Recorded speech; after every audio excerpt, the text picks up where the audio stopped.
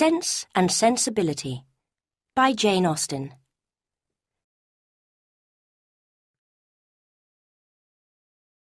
Chapter 1. The Dashwood Family. For very many years, there had been Dashwoods living in Sussex, in the south of England. The family owned a large area of land around their country house, Norland Park. Recently, the head of the family, an unmarried man of great age, had invited into his home his nephew, who was expected to inherit the house and land, with his wife and children.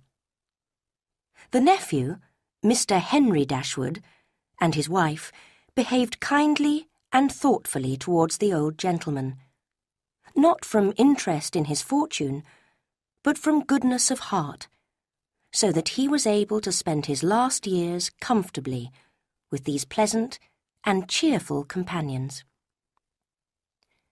By his first wife, Mr. Henry Dashwood had one son, John. By his present wife, 3 daughters.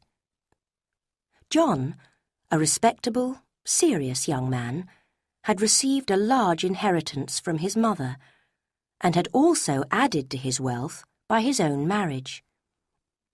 To him, therefore, the Norland fortune was not as important as to his sisters, who had very little money of their own.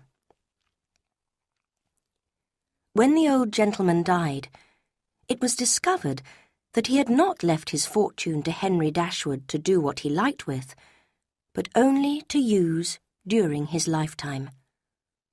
On Henry Dashwood's death, the inheritance would pass to his son John, and to John's son, a child of 4 years old.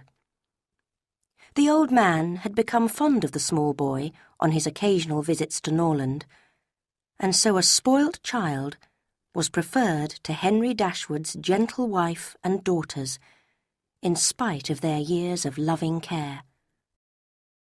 No unkindness had been intended, however, and as a sign of his affection for the girls, the old gentleman left them £1,000 each. At first, Mr. Henry Dashwood was bitterly disappointed, as he had wanted the fortune more for his wife and daughters than for himself. But he soon realised that if he was careful with money in the next few years, he could save enough to provide generously for his family. Unfortunately, he did not live to carry out this plan, as he survived his uncle by only 1 year, and £10,000 was all that remained for his widow and daughters. Just before his death, he sent for his son, and begged him to take care of his stepmother and sisters. Mr. John Dashwood had not the strong feelings of the rest of the family, but such a request at such a time naturally had an effect on him, so he promised to do everything he could to make his father's family comfortable. He was not a bad young man, but rather cold-hearted and rather selfish, although he was, in general, well respected. If he had married a pleasanter woman, he would probably have been even more respected, and perhaps have become pleasanter himself, but his wife was colder and more selfish than he was. As soon as his father was dead and buried, Mrs. John Dashwood arrived unexpectedly at Norland with her child and her servants. She wished to make it clear that, as the house belonged to her husband from the moment of his father's death, she did not need any invitation from her mother-in-law. To a widow in Mrs. Dashwood's situation, this appeared unforgivable. In fact, Mrs. Dashwood, a sensitive and generous woman, felt so strongly about her daughter-in-law's unpleasant behaviour that she would have left the house immediately if her eldest daughter had not begged her to reconsider. Eleanor, this eldest daughter, whose advice was so useful, had a great deal of intelligence and common sense, and although only 19, frequently acted as her mother's adviser. To the advantage of the whole family, she was often able to persuade Mrs. Dashwood to hold back the violent enthusiasms which were likely to lead them all into difficulties. Eleanor had an excellent heart, full of affection, and although her feelings were strong, she knew how to control them. This was something which her mother had not yet learnt to do, and which Marianne, one of her sisters, had decided never to learn. Marianne was, like Eleanor, generous, clever, and sensitive, but unlike Eleanor, she was eager in everything. Her feelings were always strongly felt and expressed. In this, she was very similar to her mother. Eleanor saw with concern how little her sister could control her feelings, but her mother loved Marianne for her sensibility. Now, after Mr. Henry Dashwood's death, Mrs. Dashwood and Marianne encouraged each other in the violence of their unhappiness, becoming more and more miserable as they remembered the past and thought bitterly of the future. Eleanor, too, suffered deeply, but she could still make an effort to discuss business with her brother, be polite to her sister-in-law, and try to persuade her mother to be calmer.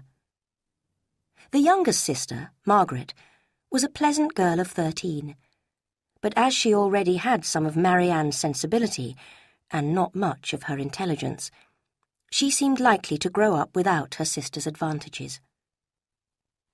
Mrs. John Dashwood now made sure that everyone knew she was mistress of Norland, and that her mother-in-law and sisters-in-law were there as visitors.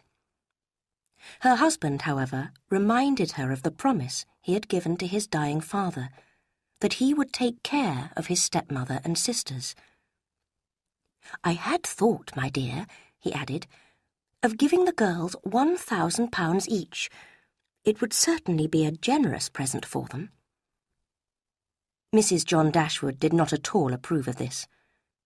It would mean taking £3,000 from the fortune of their dear little boy. She begged her husband to think again. How could he rob his child, and his only child too, of so much money? And how could the Miss Dashwoods, who were related to him only by half-blood, which she considered no relation at all, possibly expect him to be so generous? "It was my father's last request to me," replied her husband. "I must keep my promise to him. I must do something for them when they leave Norland for a new home." "Well, then, do something for them. But you need not give them £3,000. Consider that when you have given the money, it will never come back. Your sisters will marry, and it will be gone from the family for ever." "You are right, my dear," said her husband seriously.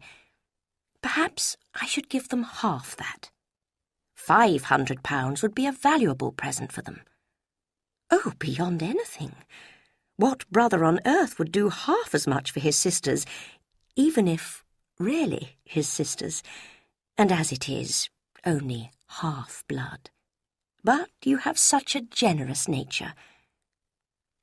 "I would not wish to do anything mean. It is better on such occasions to do too much rather than too little. Even they themselves cannot expect more." "There is no knowing what they may expect," said the lady. "But the question is what you can afford to do." "Certainly, and I think I can afford to give them £500 each. As it is, without my money, they will each have more than £3,000 on their mother's death, a very comfortable fortune for any young woman."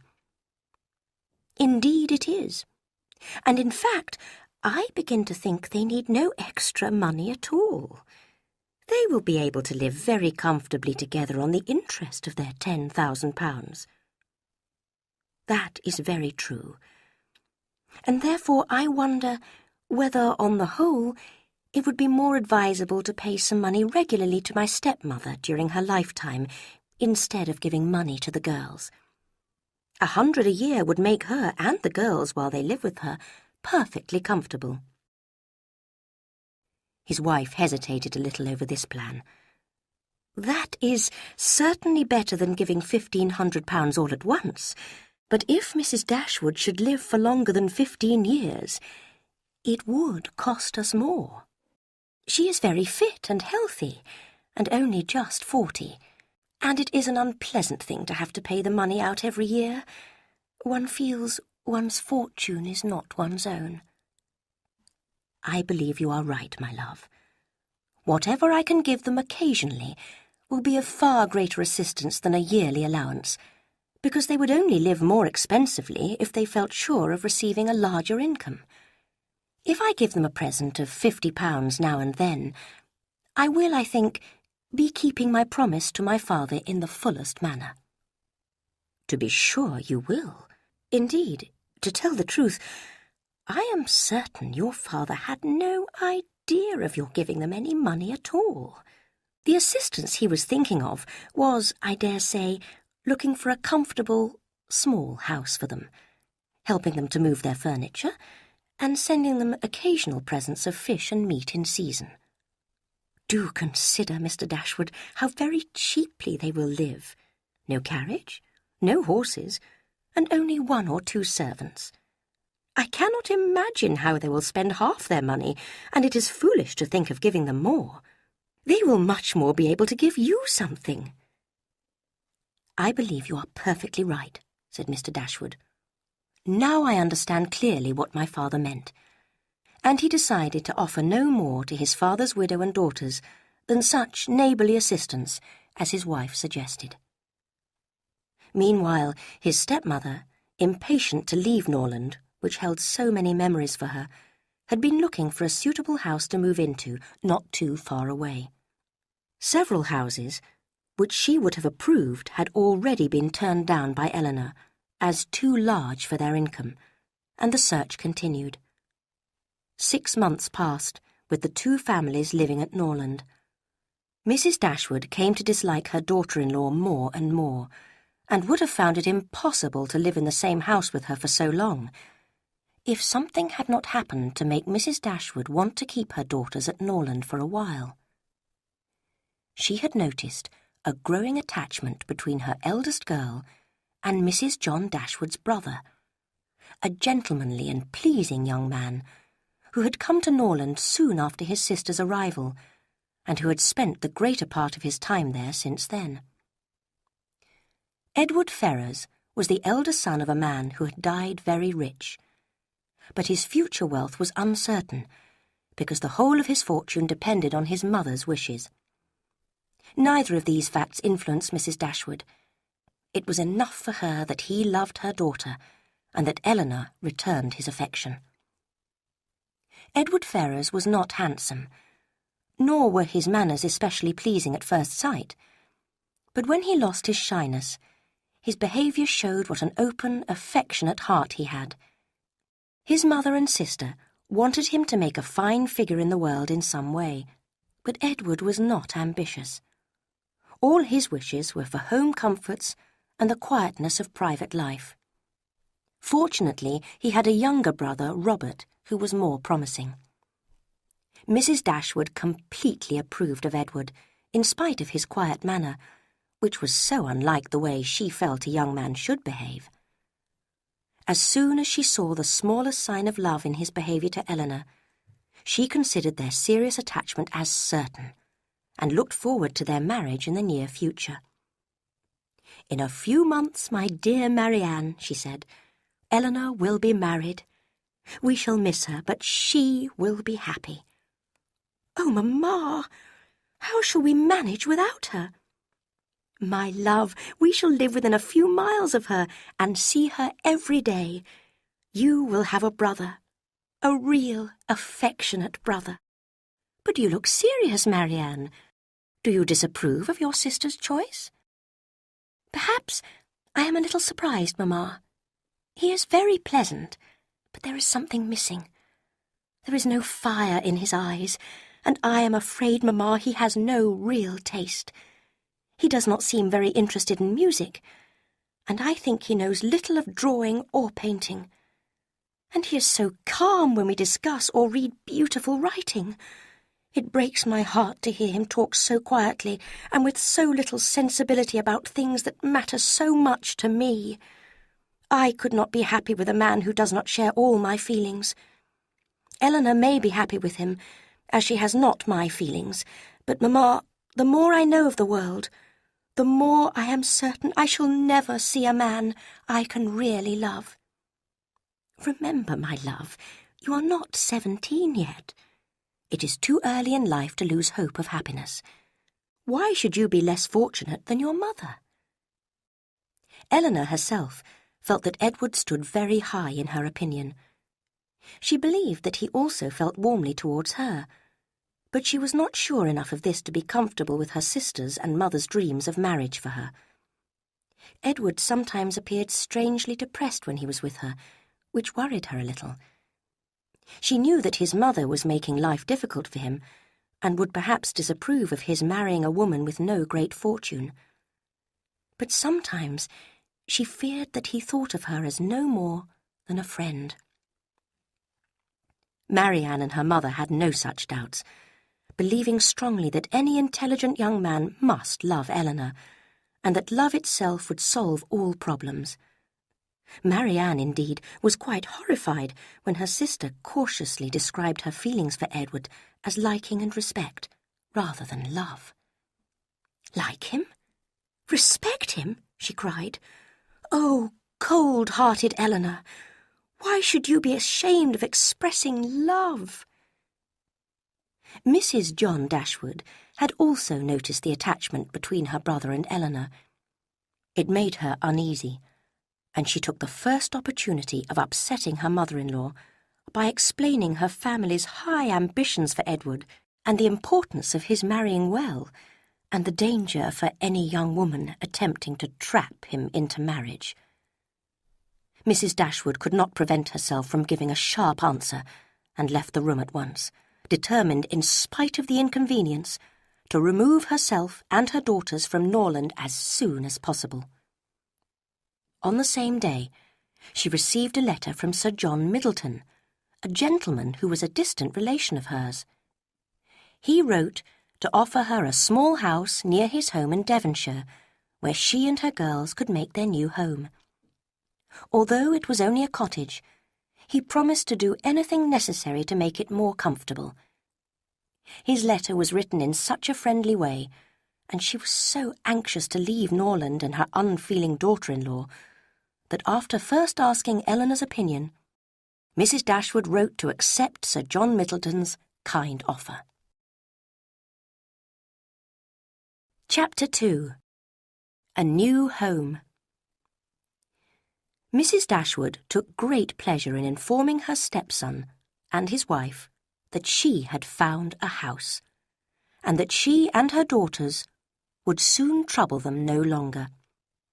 Mrs. John Dashwood said nothing, but her husband showed some surprise.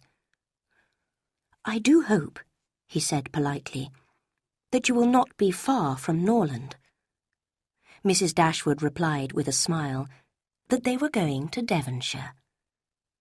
Edward Ferrars, who was in the room at the time, turned quickly towards her when he heard this. "Devonshire?" he repeated. "Are you really going there? So far from here? And to what part, may I ask?" "A place called Barton, 4 miles north of the city of Exeter," replied Mrs. Dashwood. "It is only a cottage, but I hope that many of my friends will come to visit me there."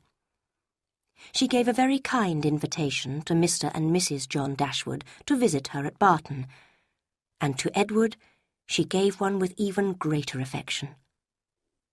Although her recent conversation with her daughter-in-law had made her determined to leave Norland as soon as possible, she did not in the least intend that Edward and Eleanor should be separated.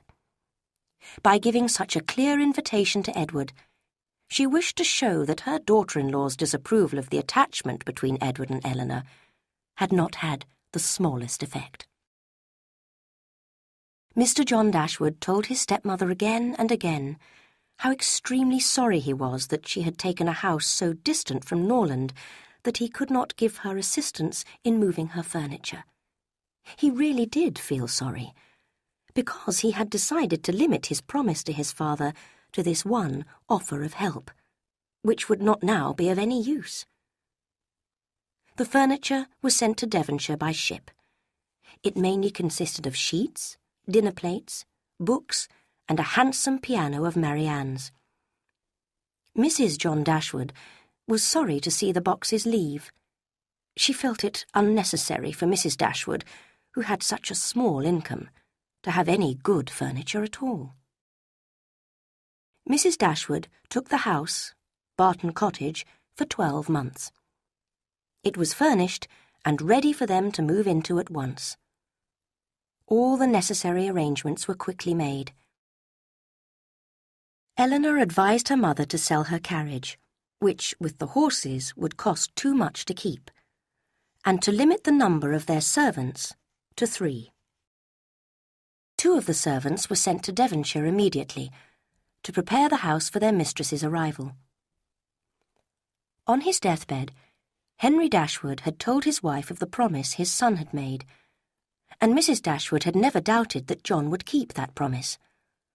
Now, as she and her daughters were about to leave Norland, was a most suitable time for him to offer them help. But Mrs. Dashwood soon began to lose hope.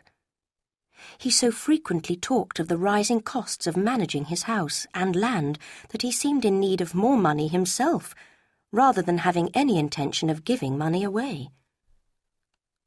Soon they were ready to depart, and many were the tears that fell during their goodbyes to the home they loved so much.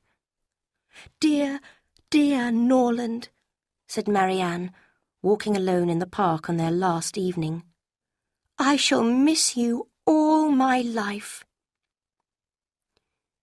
During the first part of their journey to Devonshire, they were too miserable to notice anything. But when they entered Barton Valley, they became more cheerful and began to show interest in the countryside that would soon be part of their everyday life. It was a pleasant green valley, with thick woods and open fields. After driving for more than a mile, they reached their house. Barton Cottage was well built and in good condition. There were 2 sitting rooms downstairs, and 4 bedrooms and 2 servants' rooms upstairs.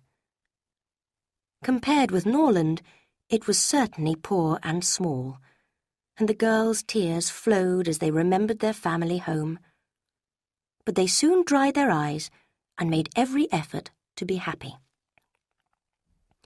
Mrs. Dashwood was, on the whole, very pleased with the house, but she looked forward to making some changes. "We can make ourselves quite comfortable here for the moment," she said, "as it is too late in the year to start any building work. To be sure, the house is rather too small for us, but perhaps next year, if I have plenty of money, as I expect I shall, we may think about enlarging the sitting rooms, and adding a new dining room and another bedroom. That may be easily done. It is a pity the stairs are not more handsome, but I suppose it would not be difficult to widen them. I shall see how much I have saved in the spring."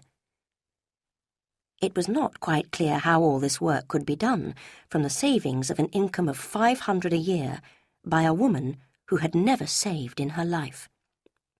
So meanwhile, they were wise enough to accept the house as it was. They spent their first day arranging their things around them to make themselves a home. Soon after breakfast the next day, they received a visit from their landlord, the gentleman who owned Barton Cottage. Sir John Middleton was a good-looking, cheerful man of about 40, who seemed really delighted by their arrival. He welcomed them to Barton, offering them anything from his own house and garden, Barton Park, that was lacking at the cottage. He showed a warm interest in their comfort, and hoped that they would meet his own family socially as often as possible.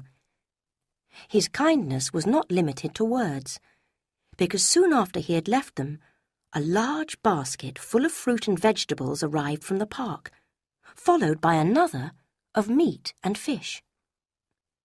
His wife, Lady Middleton, came to visit them the next day.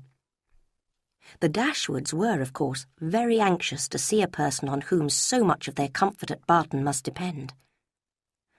Although at first they admired the elegance of her appearance and her manners, they soon realised that she did not have her husband's warmth or anything of interest to say. However, there was no lack of conversation, as Lady Middleton had wisely brought her eldest child with her, a fine little boy of about 6. As a result, there was always something to talk about.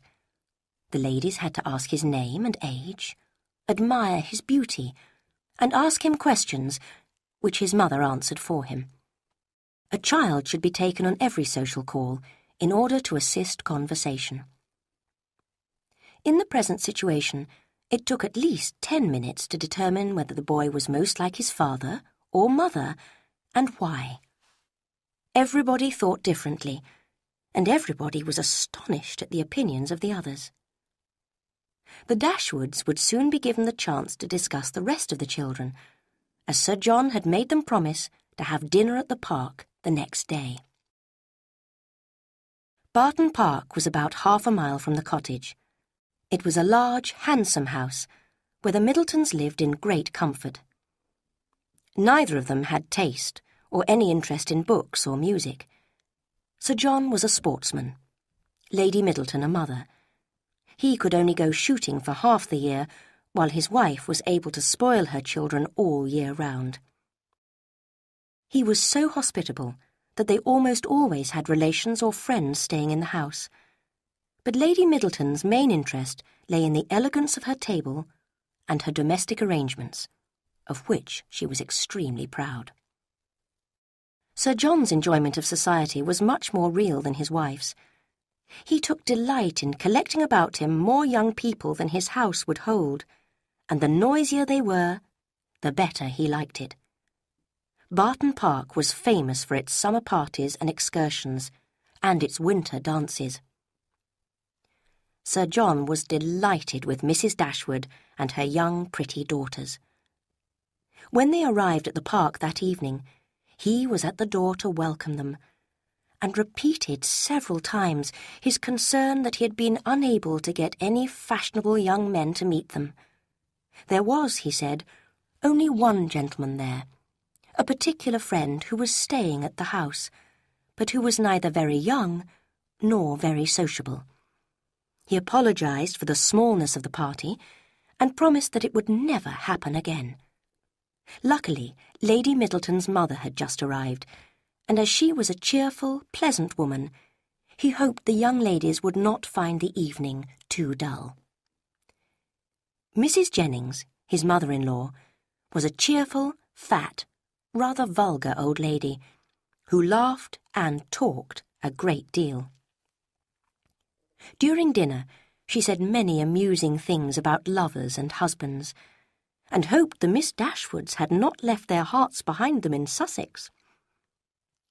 Colonel Brandon, Sir John's particular friend, seemed as different from his friend as Mrs. Jennings was from her daughter.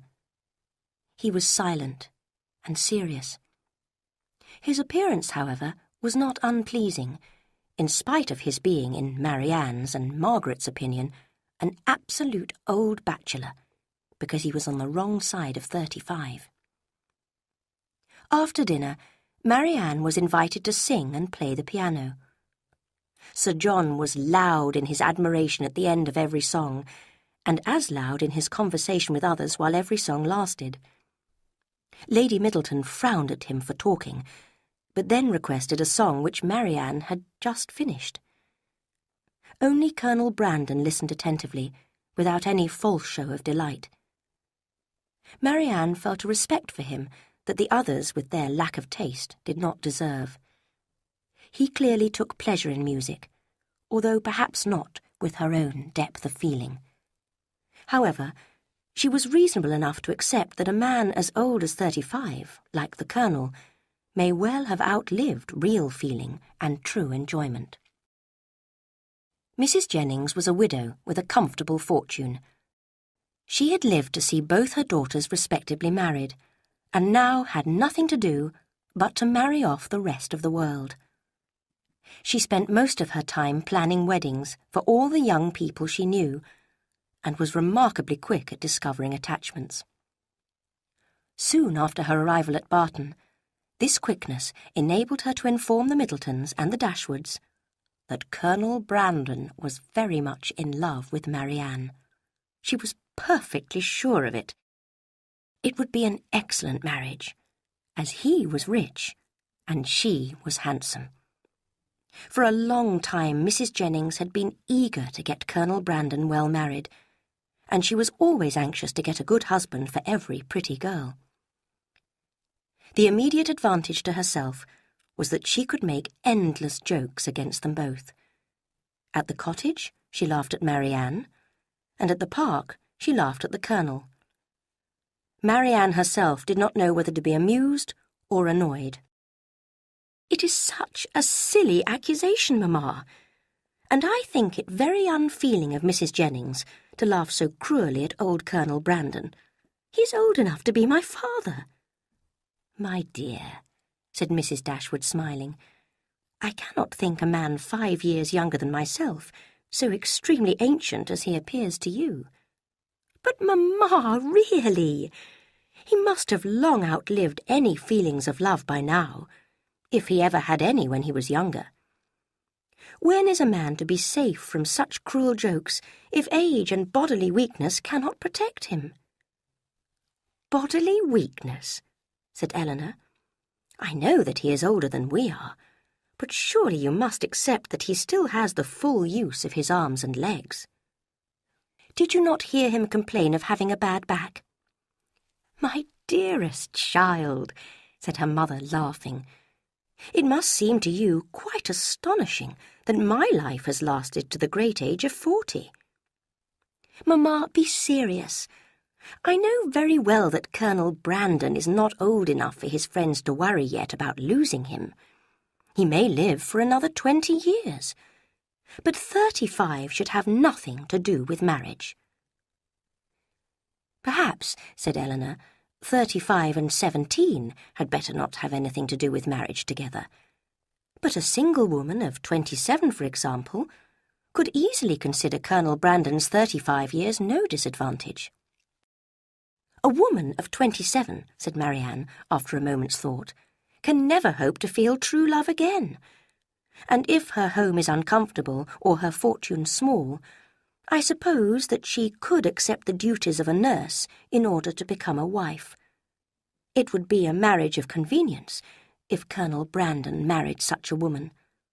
The world would be happy with it, but in my eyes it would be no marriage at all." "It seems a little hard," said Eleanor reasonably, "that you consider Colonel Brandon so ill that he is in need of nursing, only because he happened to complain yesterday of a pain in his shoulder. After all, it was a cold, wet day." But Marianne's views remained the same. Soon after this, however, when Eleanor had left the room, Marianne spoke to her mother with some urgency in her voice. "Mamma, I am anxious about Edward Ferrars. I am sure he is ill. We have now been here almost 2 weeks, and he still has not come to see Eleanor." "My dear, be patient," answered Mrs. Dashwood. "I did not expect him so soon, and I feel sure Eleanor does not expect him either. When we were talking yesterday of a new fireplace for the spare bedroom, she said there was no hurry, as the room would not be needed for some time." "How strange! What can be the meaning of it? How cold, how calm their last goodbyes were. And Eleanor is so self-controlled. She is never sad or restless or miserable. I cannot understand her."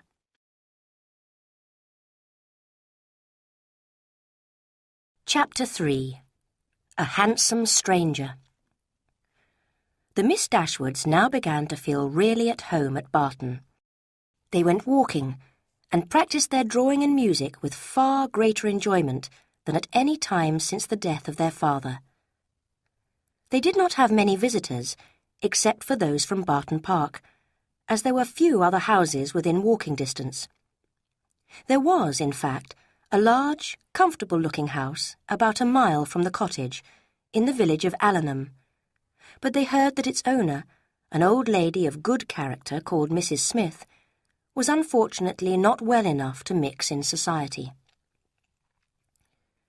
There were beautiful walks all around them, in the green wooded valleys and on the hills behind the cottage. One morning, Marianne and Margaret, taking no notice of their mother's and Eleanor's warnings of rain, decided to walk on one of these hills. They climbed to the top, delighted to see blue sky between the clouds, and laughing at the wind that caught at their hair and clothes. "Nothing in the world could be better than this," called Marianne. "What a pity Mamma and Eleanor did not come with us." But in a few minutes the blue sky disappeared, the dark clouds gathered, and driving rain began to beat down on their faces. Surprised and disappointed, they were forced to turn back. Fortunately, they were not far from home. It was just a matter of running with all possible speed down the steep side of the hill which led to their garden gate. At first, Marianne was ahead, but a false step brought her suddenly to the ground, and Margaret, unable to stop herself, carried on down the hill and through the garden gate. A gentleman, who was out shooting, was walking up the hill when Marianne's accident happened. He put down his gun and ran to help her. She had hurt her ankle and could not stand. The gentleman offered his assistance, and in spite of Marianne's protests, took her up in his arms and carried her down the hill. He took her straight into the house and placed her carefully on a sofa in the sitting room. Eleanor and her mother rose in astonishment as the stranger entered, carrying Marianne.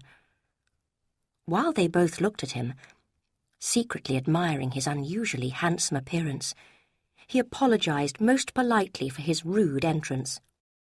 Even if he had been old, ugly, and vulgar, Mrs. Dashwood would have been extremely grateful to him for taking care of her child. But the influence of his looks and elegance touched her deepest feelings. She thanked him again and again, and asked the name of the person to whom she owed so much. He replied that his name was Willoughby. His present home was at Allenham, and he sincerely hoped that she would allow him to call tomorrow to inquire after Miss Dashwood. Permission was immediately given, and he then departed, to make himself still more interesting in the middle of a heavy shower of rain. There was general admiration of his manly beauty. Marianne had seen less of his person than the others, because of her natural confusion when he lifted her in his arms, but his appearance and behaviour seemed all that was perfect to her. Her imagination was busy, her thoughts were pleasant, and the pain of a turned ankle went unnoticed. When Sir John next visited them, he heard all about Marianne's accident, and was eagerly asked whether he knew of any gentleman of the name of Willoughby at Allenham. "Willoughby!" cried Sir John. "Of course I do. He comes here every year. I shall invite him to dinner on Thursday." "What sort of young man is he?" "A good man to know, I can tell you. He shoots well, and there isn't a better rider in England." "And is that all you can say for him?" cried Marianne. "But what does he think? What are the interests close to his heart?" Sir John looked puzzled. "Well, I don't know as much as that about him, but he's pleasant and sociable, and has got the nicest little gun dog I ever saw. Did you see his dog?" "But who is he?" asked Eleanor. "Where does he come from? Where does he live? Has he a house at Allenham?" This time Sir John had more exact answers to give. He told them Mr. Willoughby had no house of his own in Devonshire, but stayed there only while visiting the old lady Mrs. Smith at Allenham. It appeared that he was related to her and would inherit her fortune. "Yes," Sir John added to Eleanor, "he is well worth catching. He has a house and land in Somerset as well, and if I were you, I wouldn't allow my younger sister to have him, in spite of all this falling down hills. Miss Marianne must not expect to have all the men to herself. Brandon will be jealous if she does not take care." "I do not believe," said Mrs. Dashwood, smiling, "that either of my daughters will make any attempts at what you call catching him. It is not an employment to which they have been brought up. Men are very safe with us, however rich they are. I am glad to hear, however, that he is a respectable young man whom we can meet socially." "I remember last Christmas," said Sir John, "at a little dance at the park. He danced from 8 till 4 without once sitting down, and he was up again at 8 to go shooting." "Was he?" cried Marianne with shining eyes. "That is what I like. A young man who is enthusiastic and eager in all he does, who never gets tired." "I see how it will be," said Sir John. "You will be interested in him now, and never think of poor Brandon." Marianne's rescuer, as Margaret called him, arrived at the cottage early next morning, and was received by Mrs. Dashwood with more than politeness. During his visit, Willoughby rapidly became aware of the sense, elegance, affection, and domestic comfort of the family to whom an accident had introduced him. Both Eleanor and Marianne had pretty faces and lovely figures, but in Marianne's beautiful dark eyes burned an eager fire which drew Willoughby to her. She could not be silent when he spoke of music and dancing, and showed no shyness in their discussion. They soon discovered how many interests and opinions they shared, and long before his visit came to an end, they were talking and laughing together like old friends. Willoughby visited Barton Cottage every day after that. At first his intention was supposedly to inquire politely after Marianne's health, but soon he pretended no longer, and came to spend the whole day at her side in complete enjoyment of her company. They read, they talked, they sang together, and Marianne found in Willoughby all the taste and sensibility which Edward Ferrars unfortunately lacked. Mrs. Dashwood considered him as faultless as Marianne did. Even Eleanor saw nothing wrong in him, except for the habit, which Marianne shared, of being too ready to express an opinion about other people, and of putting his personal pleasure above social correctness. Marianne now began to realize she had been wrong to believe there was no such creature as the perfect man. Willoughby met her idea of perfection exactly, and his behaviour showed that he shared her wishes for their future. Her mother, too, had thoughts of their marriage, and secretly congratulated herself on having 2 such sons-in-law as Edward and Willoughby. Eleanor, however, was concerned to see that Mrs. Jennings had been right, and Colonel Brandon appeared to be deeply in love with Marianne. What hope could there be for a silent man of 35 against a sociable one of 25?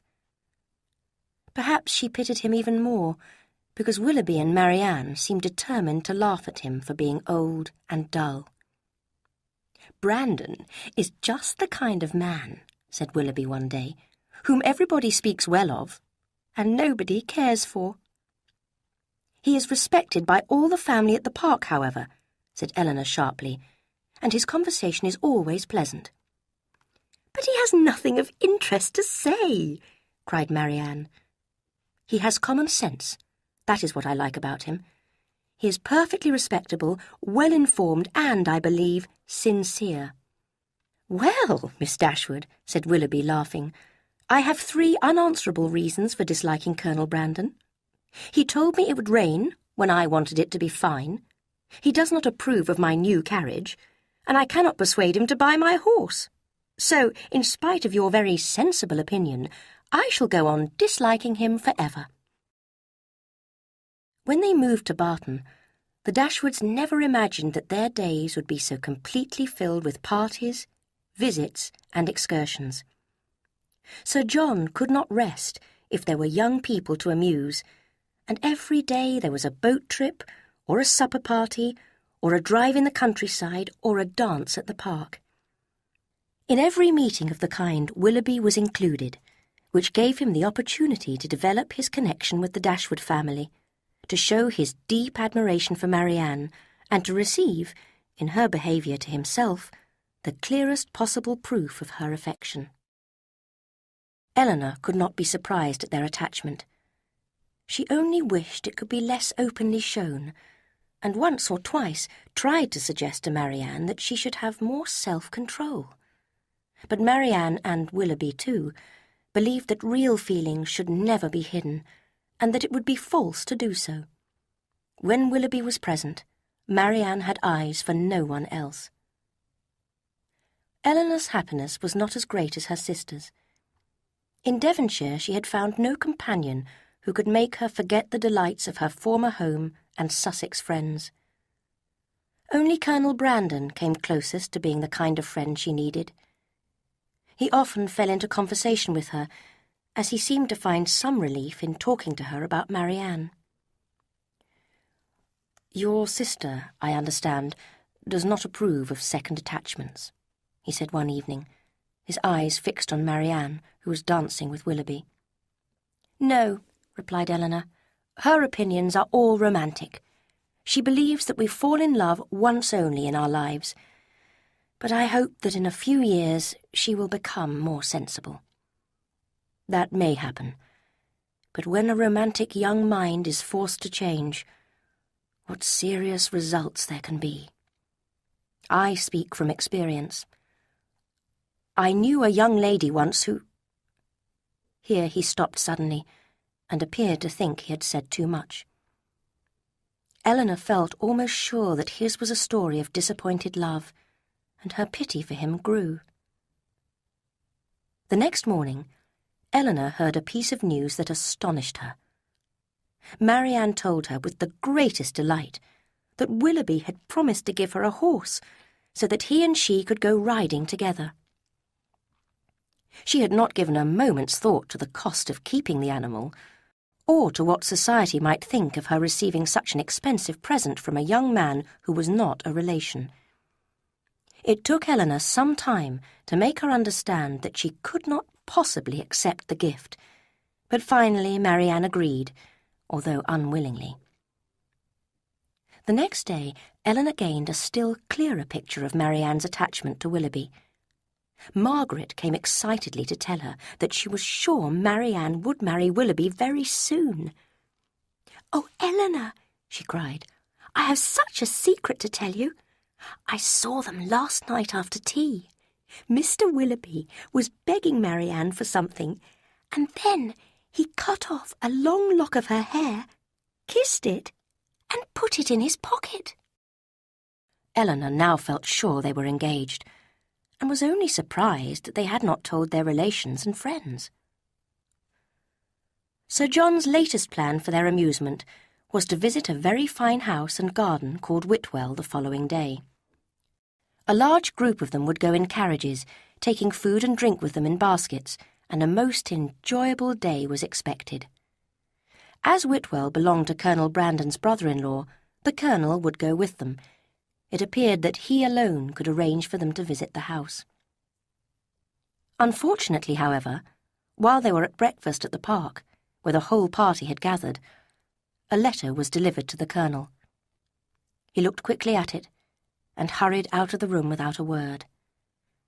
In a few moments he returned, looking more serious than usual, and explained that urgent business called him to London, and he would not, therefore, be able to join the party visiting Whitwell. He would not explain further, in spite of Mrs. Jennings' insistent questioning. Everybody except Eleanor tried hard to persuade him to put off his business so that the excursion could take place, but he could not be influenced, and left the house after wishing them a good day.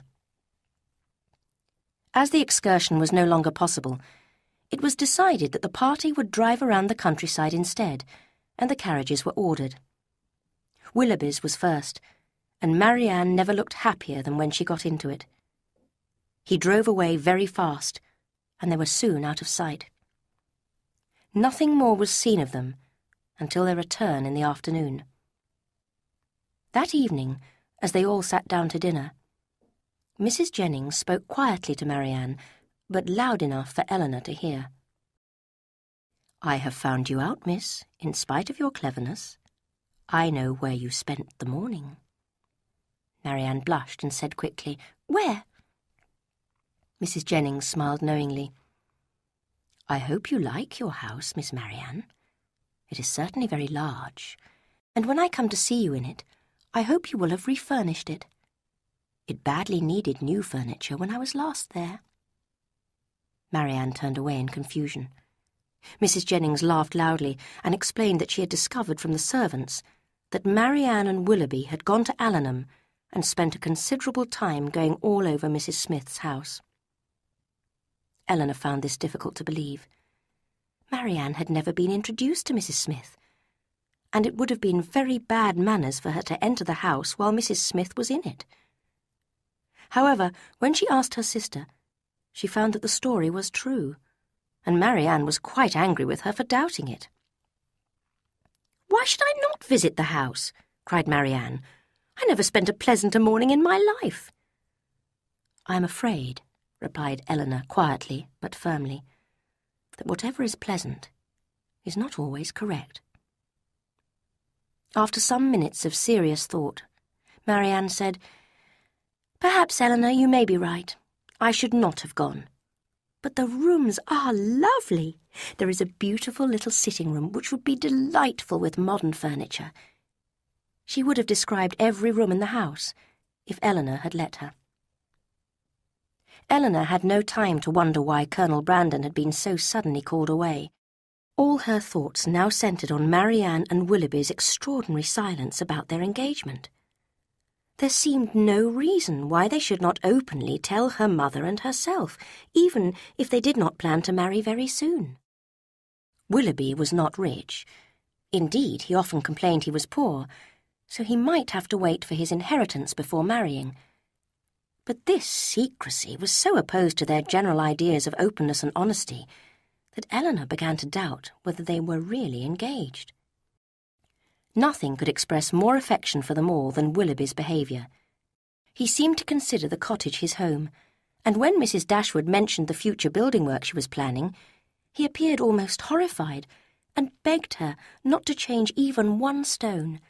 "No, Mrs. Dashwood," he cried, "do not spoil this house. It is perfect as it is. Remember what happiness I have known here. Promise me you will change nothing, nothing at all." To please him, Mrs. Dashwood dutifully promised. "I am glad of your promise. Now I would ask you one more thing. Tell me that not only your home will remain the same, but that I shall always find you and your family unchanged, and that you will always consider me with the kindness which has made you all so dear to me." The promise was given, and Willoughby's behaviour that evening was a proof of his happiness in their society. Chapter 4. Departures and Arrivals. The next morning, Mrs. Dashwood, with 2 of her daughters, went to visit Lady Middleton. Marianne wished to remain at home, and her mother, thinking that no doubt Willoughby had promised to call on her while she was alone, was quite happy to agree. When they returned from the park, they found, as expected, Willoughby's carriage waiting outside the cottage. But what they did not expect, as they entered the house, was to see Marianne rush out of the sitting-room, sobbing uncontrollably, and run upstairs. Surprised and worried, they went into the room, where they found only Willoughby. His face showed signs of the same strong feelings that had moved Marianne. "Is Marianne ill?" cried Mrs. Dashwood. "I hope not," he replied, trying to look cheerful. "Indeed, it is I who may expect to be ill, as I am now suffering under a very heavy disappointment.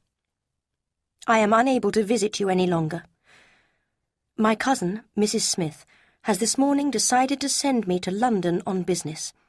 As a poor, dependent relation, I must do what she asks. I have already left Allenham, and now I have come to say good-bye to you." "This is very unfortunate. But Mrs. Smith's business will not keep you from us for very long, I hope." He reddened as he replied, "You are very kind, but I have no hope of returning to Devonshire immediately. My visits to Mrs. Smith are never repeated within the year." "And is Mrs. Smith your only friend? Is Allenham the only house where you are welcome? My dear Willoughby, surely you do not need to wait for an invitation to Barton Cottage."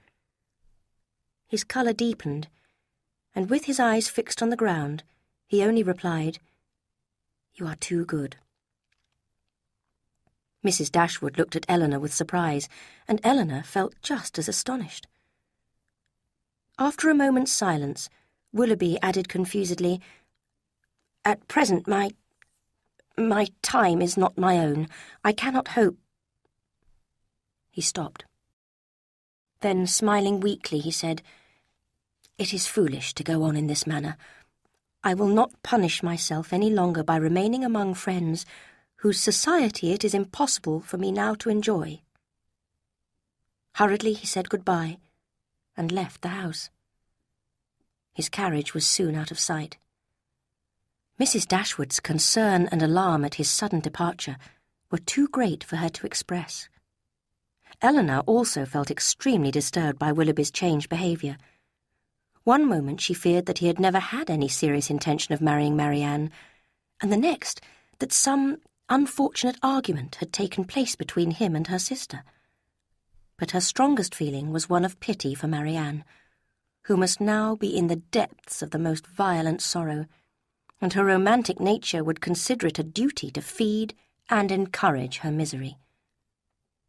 Soon Mrs. Dashwood felt able to discuss the situation with her eldest daughter.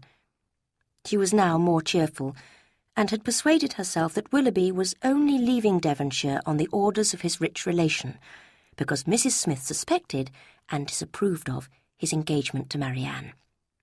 "His dearest wish," she went on, "will be to return to Barton as soon as he can." Eleanor, listening patiently, agreed that this was quite possible. "But if they are engaged," she said, "although it may be necessary to hide the truth from Mrs. Smith, there is no reason to hide it from us." "My dear child," cried her mother, "it is strange for you to accuse Willoughby and Marianne of hiding their feelings when you have accused them of showing their feelings too openly." "I want no proof of their affection," said Eleanor, "but of their engagement I do. I am perfectly happy with both. Has not his behaviour to Marianne, for at least the last fortnight, shown that he loved her and considered her his future wife? Is it possible, Eleanor, to doubt their engagement? Willoughby must be aware of your sister's love for him. How could he leave her, perhaps for months, without telling her of his affection?" "I confess," said Eleanor, "that everything points towards their engagement. Except for one thing. Their silence on the subject. And for me, that is the greatest difficulty of all.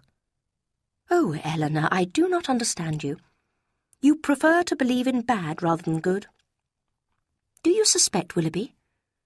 But is he not a man of honour and feeling? You cannot really think he is deceiving Marianne." "I hope not. I believe not," cried Eleanor. "I sincerely love Willoughby, and I find it painful to suspect his intentions. Perhaps indeed you are right, and there is a simple explanation for his strange behaviour this morning." They saw nothing of Marianne until dinner, when she took her place at the table without saying a word. Her eyes were red and her face pale. She avoided looking at anyone, and could neither eat nor speak. She continued in the depths of misery all evening. Any mention of anything to do with Willoughby made her burst into tears instantly, and although her family were most anxious for her comfort, it was impossible for them to keep clear of every subject which her feelings connected with him. Marianne would have thought herself very insensitive if she had been able to sleep at all the first night after parting from Willoughby. She would have been ashamed to look her family in the face if she had not risen from her bed more in need of rest than when she lay down on it. But there was no danger of this happening. She spent most of the night sobbing bitterly and got up with a headache. She passed the rest of the day, and several more days after that, in feeding her sorrow, by playing all Willoughby's favourite songs, by reading the books they used to read together, and by walking alone on the hills where they used to walk, until her heart was so heavy that no further sadness could be added. No letter from Willoughby came, and none seemed expected by Marianne. Her mother was surprised, and Eleanor again began to worry. One morning, about a week later, Eleanor persuaded Marianne to join her sisters in a walk. As they went along the road away from the cottage, they saw a gentleman riding towards them, and at once Marianne cried out in delight, "It is he! I know it is!" She ran eagerly to meet him. But Eleanor called out, "Marianne, I think you are wrong. It is not Willoughby." But Marianne would not listen, and continued running until she was quite near the rider, when she stopped suddenly. She had realized it was not Willoughby, and her disappointment was almost too great to bear. Just then, the gentleman called to her, and she recognized Edward Ferrars. He was the only person in the world who could, at that moment, be forgiven for not being Willoughby, and she smiled at him, holding back her tears. After the greetings, however, she watched with growing surprise his polite and distant behaviour to Eleanor, which was very unlike a lover's. And when she heard that he had already been in Devonshire for a fortnight, without coming to see Eleanor, she almost began to feel dislike for him. "Have you been to Sussex recently?" asked Eleanor. "I was at Norland about a month ago," replied Edward. "How does dear, dear Norland look?" cried Marianne. "Dear, dear Norland," said Eleanor, "probably looks much the same as it usually does at this time of year, the woods and walks thickly covered with dead leaves." "Oh," cried Marianne, "those falling leaves gave me such delight. How I used to love seeing them driven around me by the wind. Now there is no one to watch them, no one to care." "It is not everyone," said Eleanor, "who has your passion for dead leaves." They all returned to the cottage together, where Edward received the kindest possible welcome from Mrs. Dashwood. Under her warm influence, he began to lose his shyness, or coldness, and to become more like himself. But he still did not seem cheerful. This was noticed by the whole family. "Well, Edward," said Mrs. Dashwood after dinner, "what are your mother's plans for you at present? Does Mrs. Ferrars still want you to be a politician?" "No. I hope my mother realizes I can never do that. I am afraid she and I will never agree in our choice of a profession for me. As you know, I did not enjoy studying law. I have always preferred the church, but that is too ordinary for my family." "So how are you to become famous? Because that is what all your family wants, I understand." "I shall not attempt it. I have no wish to be grand or important, and I have every reason to hope I never shall be."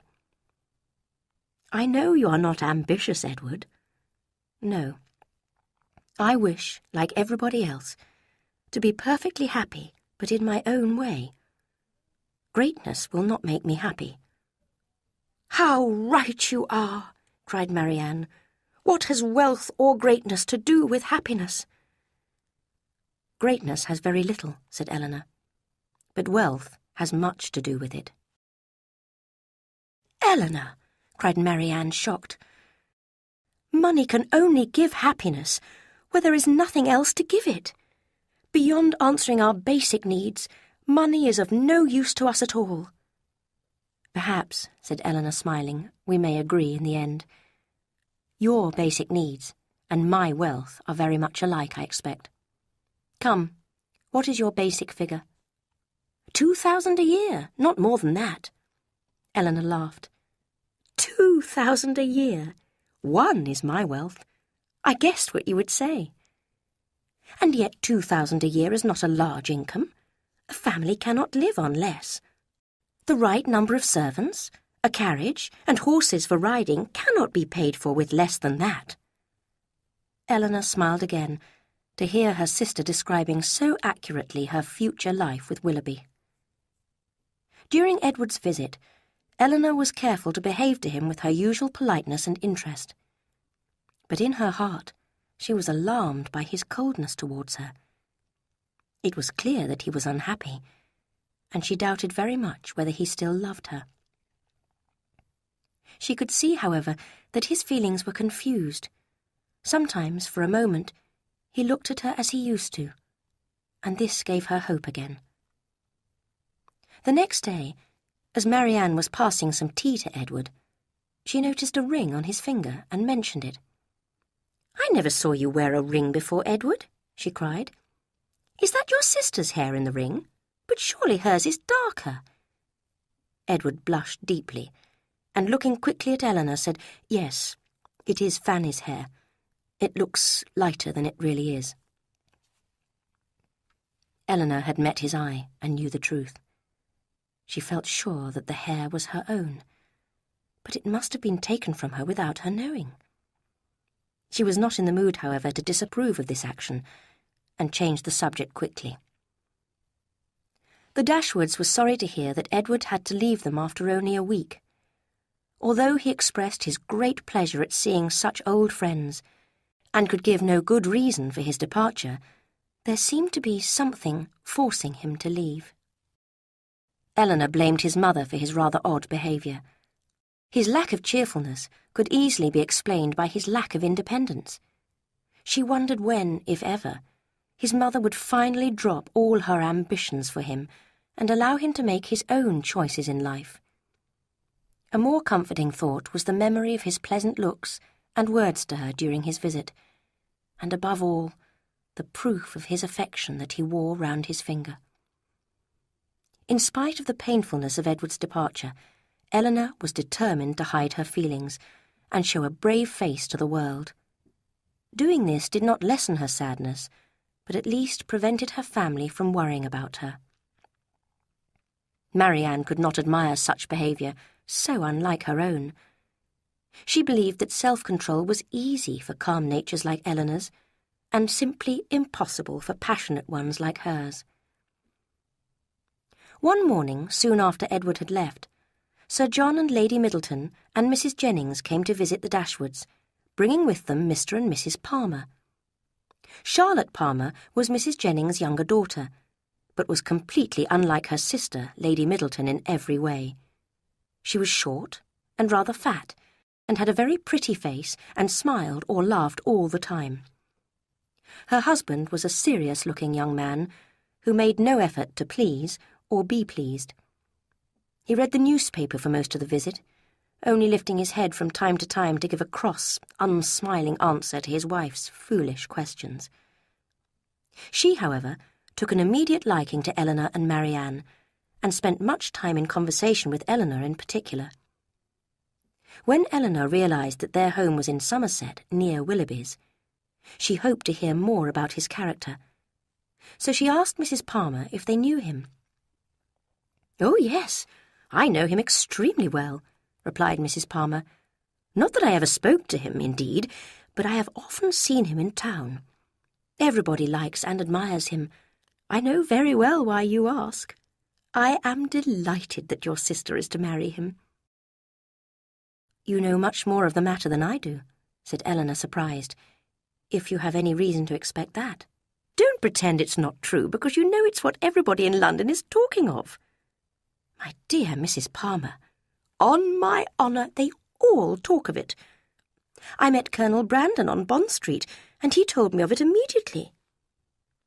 "You surprise me very much. I would not expect Colonel Brandon to give such information, even if it were true."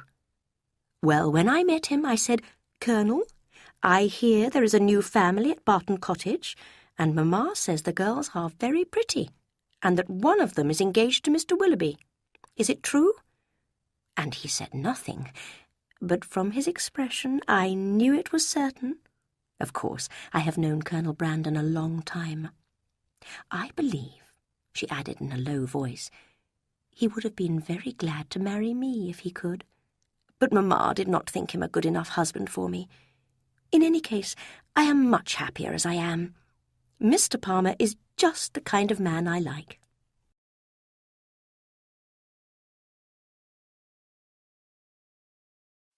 Chapter 5.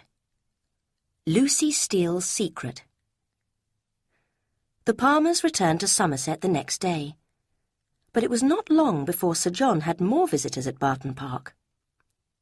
On a morning's excursion to Exeter, he and his mother-in-law had met 2 young ladies, the Miss Steeles, whom Mrs. Jennings discovered to be distant cousins. Sir John, always eager for society, immediately invited them to stay at the park as soon as they were available, and most fortunately, they were able to accept the invitation almost at once. The young ladies arrived. Their appearance was by no means unfashionable, their dress was elegant, and their manners were very polite. They were delighted with the house and furniture, and they happened to be so madly fond of children that Lady Middleton had an excellent opinion of them by the time they had been at the park for an hour. Sir John hurried off to Barton Cottage to tell the Miss Dashwoods. "They are the sweetest girls in the world," he said. Eleanor smiled at this. She knew that, for Sir John, the sweetest girls in the world were in every part of England, with every possible kind of face, figure, and character. Sir John wanted the whole family to walk to the park immediately and look at his guests. Kind, thoughtful man. It was painful to him even to keep a 3rd cousin to himself. But, in spite of his efforts, he could only gain the Dashwoods' promise to visit the park in a day or 2. When the promised visit took place, they found nothing to admire in the appearance of the elder Miss Steele, who was nearly 30, with a very plain face. However, the younger, Miss Lucy Steele, who was not more than 23, had a considerable beauty. Her face was pretty, she had a sharp, quick eye, and she held herself with a certain air. Eleanor soon noticed the pleasing manners and constant attentions with which they were winning Lady Middleton's approval. They were full of praise for the beauty and intelligence of her children, and full of admiration for Lady Middleton herself. Fortunately for those who use these clever tricks, a fond mother can never hear enough praise of her children, and therefore will swallow anything. Lady Middleton watched proudly as her spoilt children pulled the Miss Steeles' hair, stole their sewing scissors, and tore their books. She felt no doubt that the Miss Steeles were enjoying this quite as much as her children. She was only surprised that Eleanor and Marianne should sit so calmly, without taking any part in the enjoyment. "How playful dear little William is," she said lovingly, as her second boy violently pulled Miss Steele's finger. "And here is my sweet Anna Maria, such a quiet little thing." She bent to kiss her daughter, but unfortunately a pin in her dress scratched the child's neck. Violent screams rang out, and the Miss Steeles rushed to help the suffering child.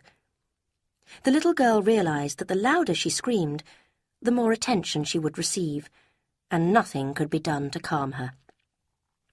Finally, her mother was forced to carry her upstairs in search of her nurse, and the 4 young ladies were left in a quietness which the room had not known for many hours.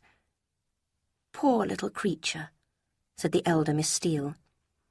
"I do not think there was any real cause for alarm," said Marianne firmly. "What a sweet woman Lady Middleton is," said Lucy Steele. Marianne was silent, as it was impossible for her to say what she did not feel. It was Eleanor who was forced to reply. "She is a very fond mother," she said truthfully. "And the children," cried Lucy. "I love to see children full of life and fun. I cannot bear them quiet." "I confess," replied Eleanor, "that while I am at Barton Park, I never think of quiet children with any displeasure." A short silence was broken by the elder Miss Steele, who suddenly changed the subject by saying, "How do you like Devonshire, Miss Dashwood? I suppose you are very sorry to leave Sussex. Norland is a beautiful place, is it not?" "We have heard Sir John admire it," said Lucy quickly. Eleanor was surprised that the Miss Steeles seemed to know so much about her family. "Indeed, it is a lovely place." "And had you a great many handsome young bachelors there?" asked Anne Steele. "I'm afraid you may find it dull here. I do like a place with a lot of good-looking young men, but they must dress well and behave politely. I suppose your brother was quite an elegant young man before he married." "Well," replied Eleanor, "if he was before he married, he still is, because he has not changed at all." "Oh dear, I never think of married men being handsome young men. They have other things to do." "Good heavens, Anne," cried her sister, "you can talk of nothing but young men. You will make Miss Dashwood believe you think of nothing else." And she turned to another subject. This one meeting with the Miss Steeles would have been quite enough for Eleanor, who disliked the vulgar freedom and foolishness of the elder, and the clever pretences of the younger. She left the park without wishing to know them better. The Miss Steeles, however, thought differently, and so did the sociable Sir John. Soon the young ladies of both houses were sitting or walking together for an hour or two almost every day. Anxious that they should get to know each other well, Sir John had helpfully informed the Miss Steeles of all the details of the Dashwoods' lives, and soon Anne Steele congratulated Eleanor on her sister's fortunate engagement to a very fine young man. "What a good thing to be married so young," she added. "I hear he is extremely handsome. I hope you may have such good luck yourself. But perhaps you have someone already." The Miss Steeles also heard from Sir John, with many smiles and jokes, about Eleanor's suspected attachment to a young man who had recently visited Devonshire. "His name is Ferrers," whispered Sir John, so that everyone could hear, "but it's a great secret." "Ferrers?" repeated the elder Miss Steele. "Mr. Ferrers? Your sister-in-law's brother, Miss Dashwood? A very pleasant young man. We know him very well." "How can you say that, Anne?" cried Lucy, who nearly always corrected everything her sister said. "We have only seen him once or twice at my uncle's." Eleanor was astonished. Who was this uncle? Where did he live? And how did they come to know Edward? She wished very much to have the subject continued, but nothing more was said about it, and she preferred not to ask questions herself. In the next few days, Lucy missed no opportunity of engaging Eleanor in conversation. She was naturally clever and often amusing, and as a companion for half an hour Eleanor found her quite pleasant. However, she knew nothing of books, music, or painting, in spite of her constant efforts to appear well-informed. Eleanor pitied her for her lack of education, but disliked her insincerity, her dishonesty, and the narrow self-interest that lay behind all her words and actions. One day, as they were walking alone together, Lucy said, "You will think my question strange, no doubt, but do you personally know your sister-in-law's mother, Mrs. Ferrers?" Eleanor did think the question strange. "I have never seen her," she answered a little distantly. "Then you cannot tell me what sort of woman she is?" "No," replied Eleanor, cautious of giving her real opinion of Edward's mother. "I know nothing of her."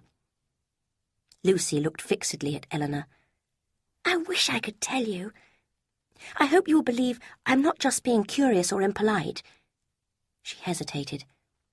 "I do want your good opinion, and I'm sure I would not have the smallest fear of trusting you. Indeed, I would be very glad of your advice. I am in such an uncomfortable situation. I am sorry you do not happen to know Mrs. Ferrers."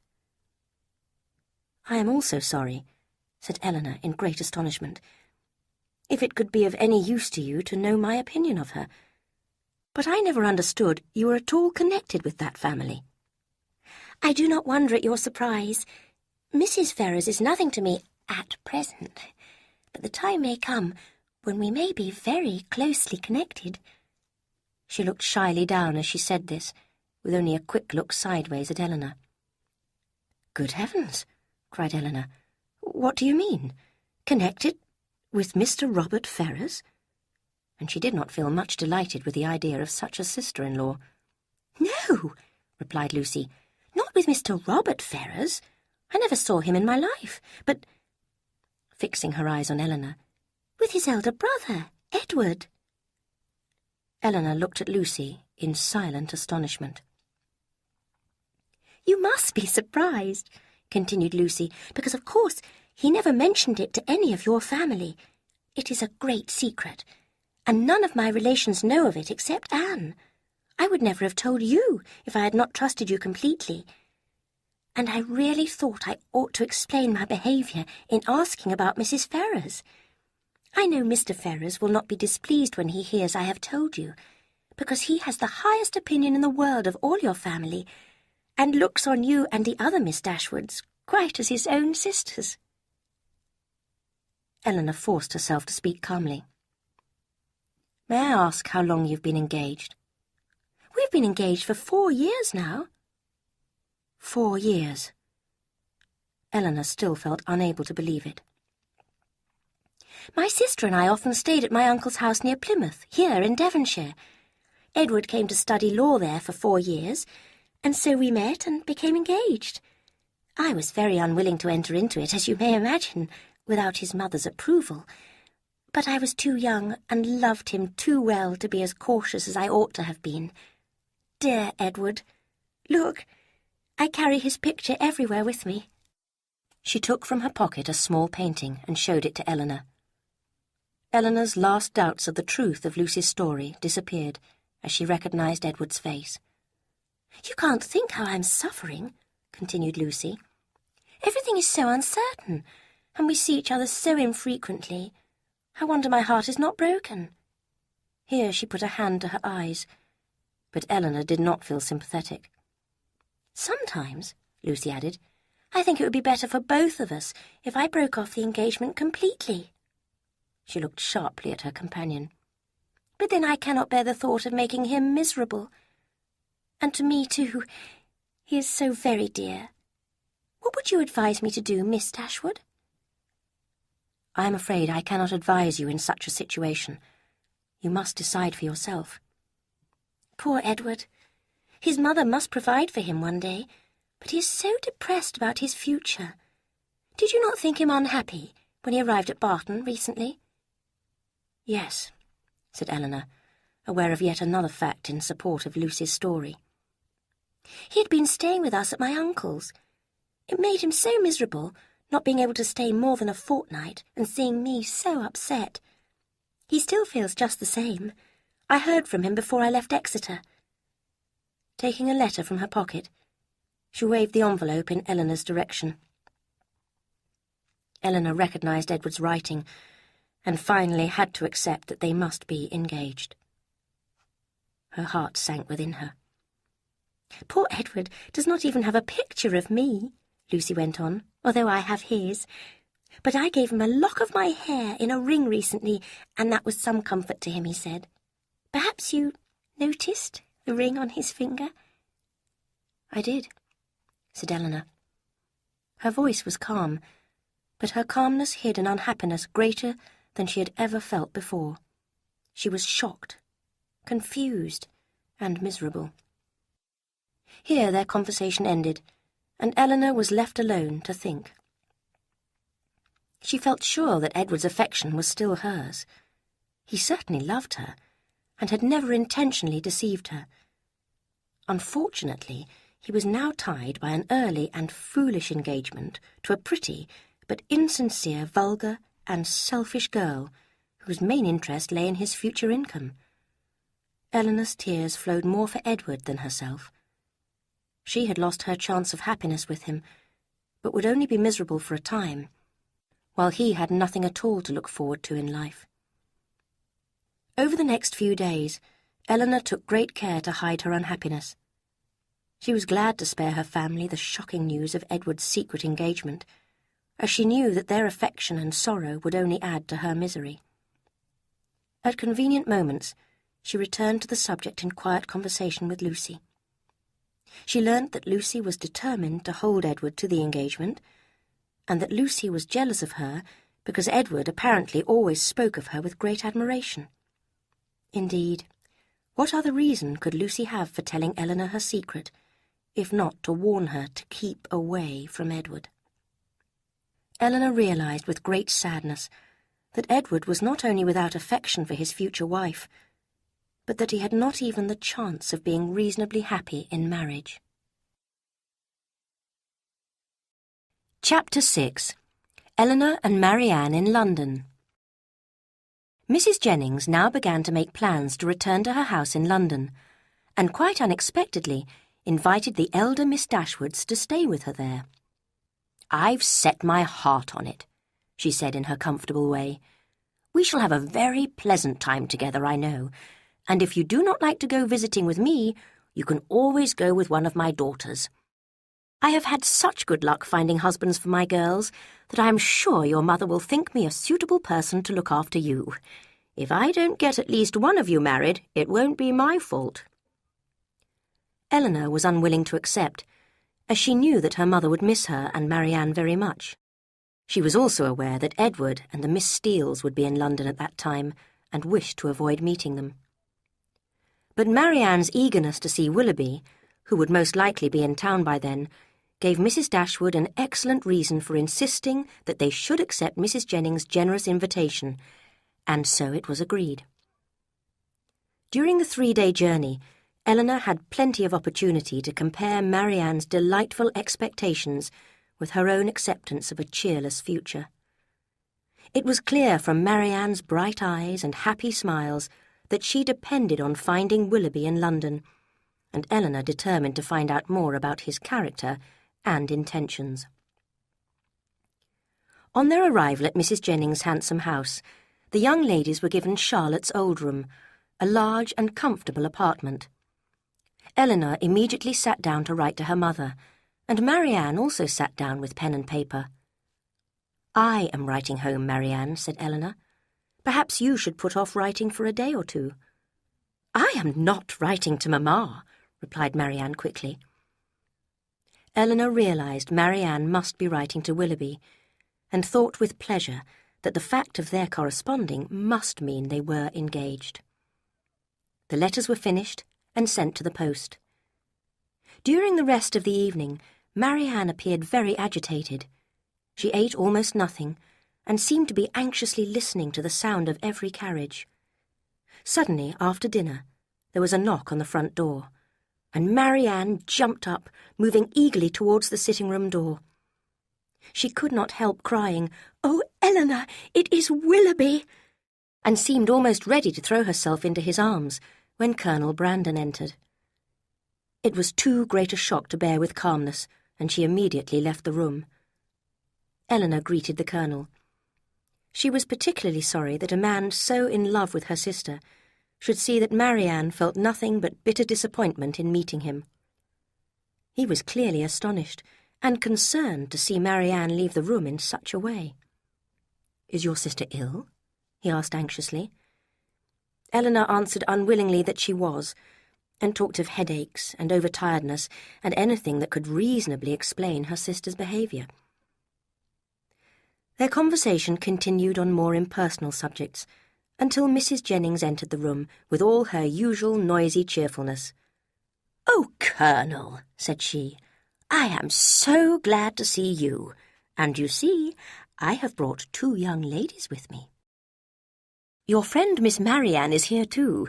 You will not be sorry to hear that. I don't know what you and Mr. Willoughby will do about her, between you. But, Colonel, where have you been since we saw you at Barton Park?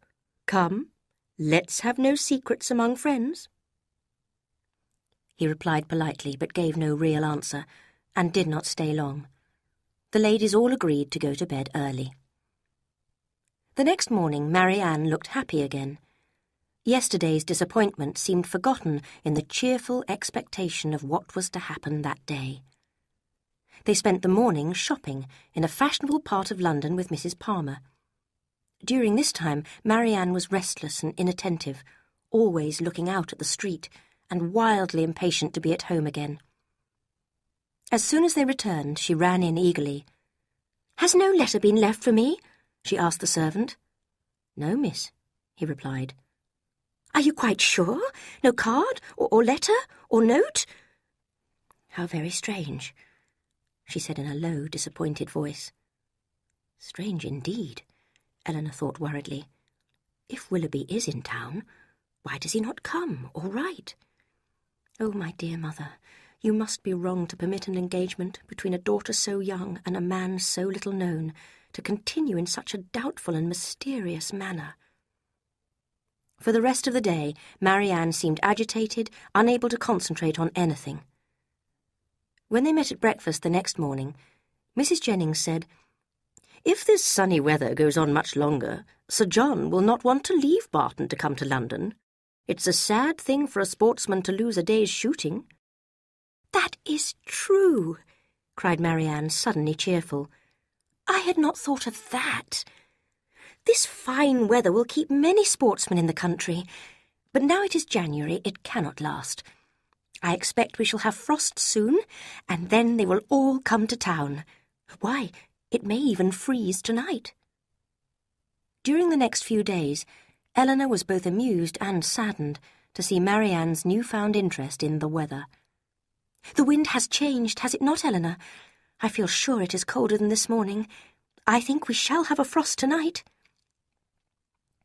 Mrs. Jennings was always very kind to her two young guests.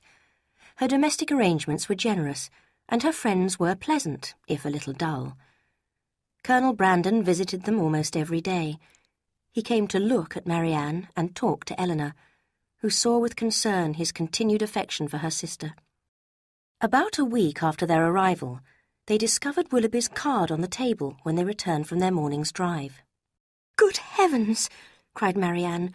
"He has been here while we were out." From this moment her mind was never quiet. The expectation of seeing him every hour of the day made her unfit for anything. She insisted on being left at home the next morning when the others went out. When a note was delivered the next day, she stepped quickly forward to take it. "For me!" she cried. But it was for Mrs. Jennings, and she was again disappointed. "You are expecting a letter, then?" said Eleanor, unable to keep silent any longer. "Yes! A little... not much." There was a short pause. "You have no confidence in me, Marianne?" "Eleanor, how can you say that? You have confidence in no one." "Me?" replied Eleanor in some confusion. "Indeed, Marianne, I have nothing to tell." "Nor I," answered Marianne firmly. "So our situations are alike. Neither of us has anything to tell, you because you communicate nothing, and I because I hide nothing." And Eleanor, aware that she had promised not to tell Lucy Steele's secret, felt she could not demand greater openness from Marianne than she was herself ready to offer. The next evening was spent at a dance at Lady Middleton's London home. Once Marianne realised Willoughby was not present, she took no interest in any of the guests, and complained that she found dancing too tiring. But worse was yet to come. On their return, Mrs. Jennings told them that Willoughby had been invited, and expressed her surprise that he had not appeared. Marianne looked extremely hurt, and Eleanor decided to write to their mother, asking her to find out the truth from Marianne. Eleanor had only just finished her letter the next morning when Colonel Brandon arrived. Marianne, who hated visitors of any kind except one, left the room before he entered it, and Eleanor found herself alone with him. He sat for a time without saying a word, and then asked her, in an agitated manner, whether he should congratulate her on gaining a brother-in-law. Eleanor was not prepared for such a question, and asked him what he meant. He tried to smile as he continued, "Your sister's engagement to Mr. Willoughby is very generally known." "Her own family do not know it," Eleanor answered. Surprised, he said, "I am so sorry. I fear you may think me impolite. I had not supposed any secrecy was intended, as they openly correspond. Just now, when the servant let me in, I saw an envelope in his hand with Mr. Willoughby's address on it in your sister's writing. I came to inquire, but I am afraid I know the answer. Is it impossible for me to... But I would have no chance of succeeding. tell me, I beg you, that it is all arranged. Then I shall have no choice but to hide my feelings. I am not astonished to hear of their correspondence, replied Eleanor, choosing her words carefully, and I am well aware of the affection they have for each other, although they have not yet informed us of the details of their engagement. He listened silently. I wish your sister all imaginable happiness, and I hope that Willoughby will try to deserve her, he said in a voice full of feeling, and then rose to leave. In the next few days, Willoughby neither came nor wrote. Marianne was losing hope, becoming depressed, and careless of her appearance. She took no pleasure in dressing for a party she and Eleanor were to attend with Lady Middleton. When they arrived in the hot, crowded room, she sank into a chair, not even looking at the other guests. Eleanor, however, saw Willoughby standing nearby, in conversation with a very elegant young lady. She turned to Marianne, who noticed him at that moment. Her whole face shone with sudden delight, and she would have run to him at once if her sister had not caught hold of her. "Good heavens!" Marianne cried. "He is there! Oh, why does he not look at me? Why cannot I speak to him?" "I beg you, be calm," said Eleanor. "Try to hide your feelings."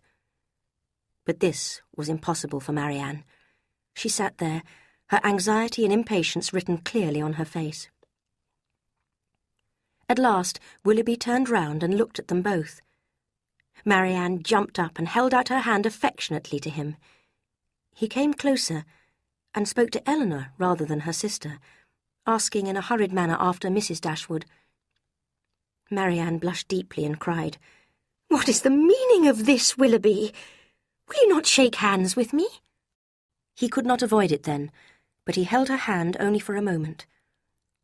"I did myself the honour of calling on you last week, when you were unfortunately not at home." "But have you not received my letters?" cried Marianne in the wildest anxiety. "There must be some terrible mistake. Tell me, Willoughby, I beg you, what is the matter?" He looked ashamed, but on catching the eye of the young lady with whom he had been talking, his expression seemed to harden. "Yes," he said, "I had the pleasure of receiving information of your arrival in town, which you were so good as to send me," and turned away to join his friend. Marianne, looking horribly white, was unable to stand, and Eleanor helped her to a chair. Soon Willoughby was seen to leave the party, and as Marianne was clearly unwell, Eleanor asked Lady Middleton to take them home. Nothing was said between the sisters, as Marianne was suffering too much to speak. Eleanor now realised that for Willoughby the attachment was over, and she felt extreme distaste for his manner of ending it. Neither sister slept much that night, and it was still dark when Eleanor was woken by the sound of agitated sobbing.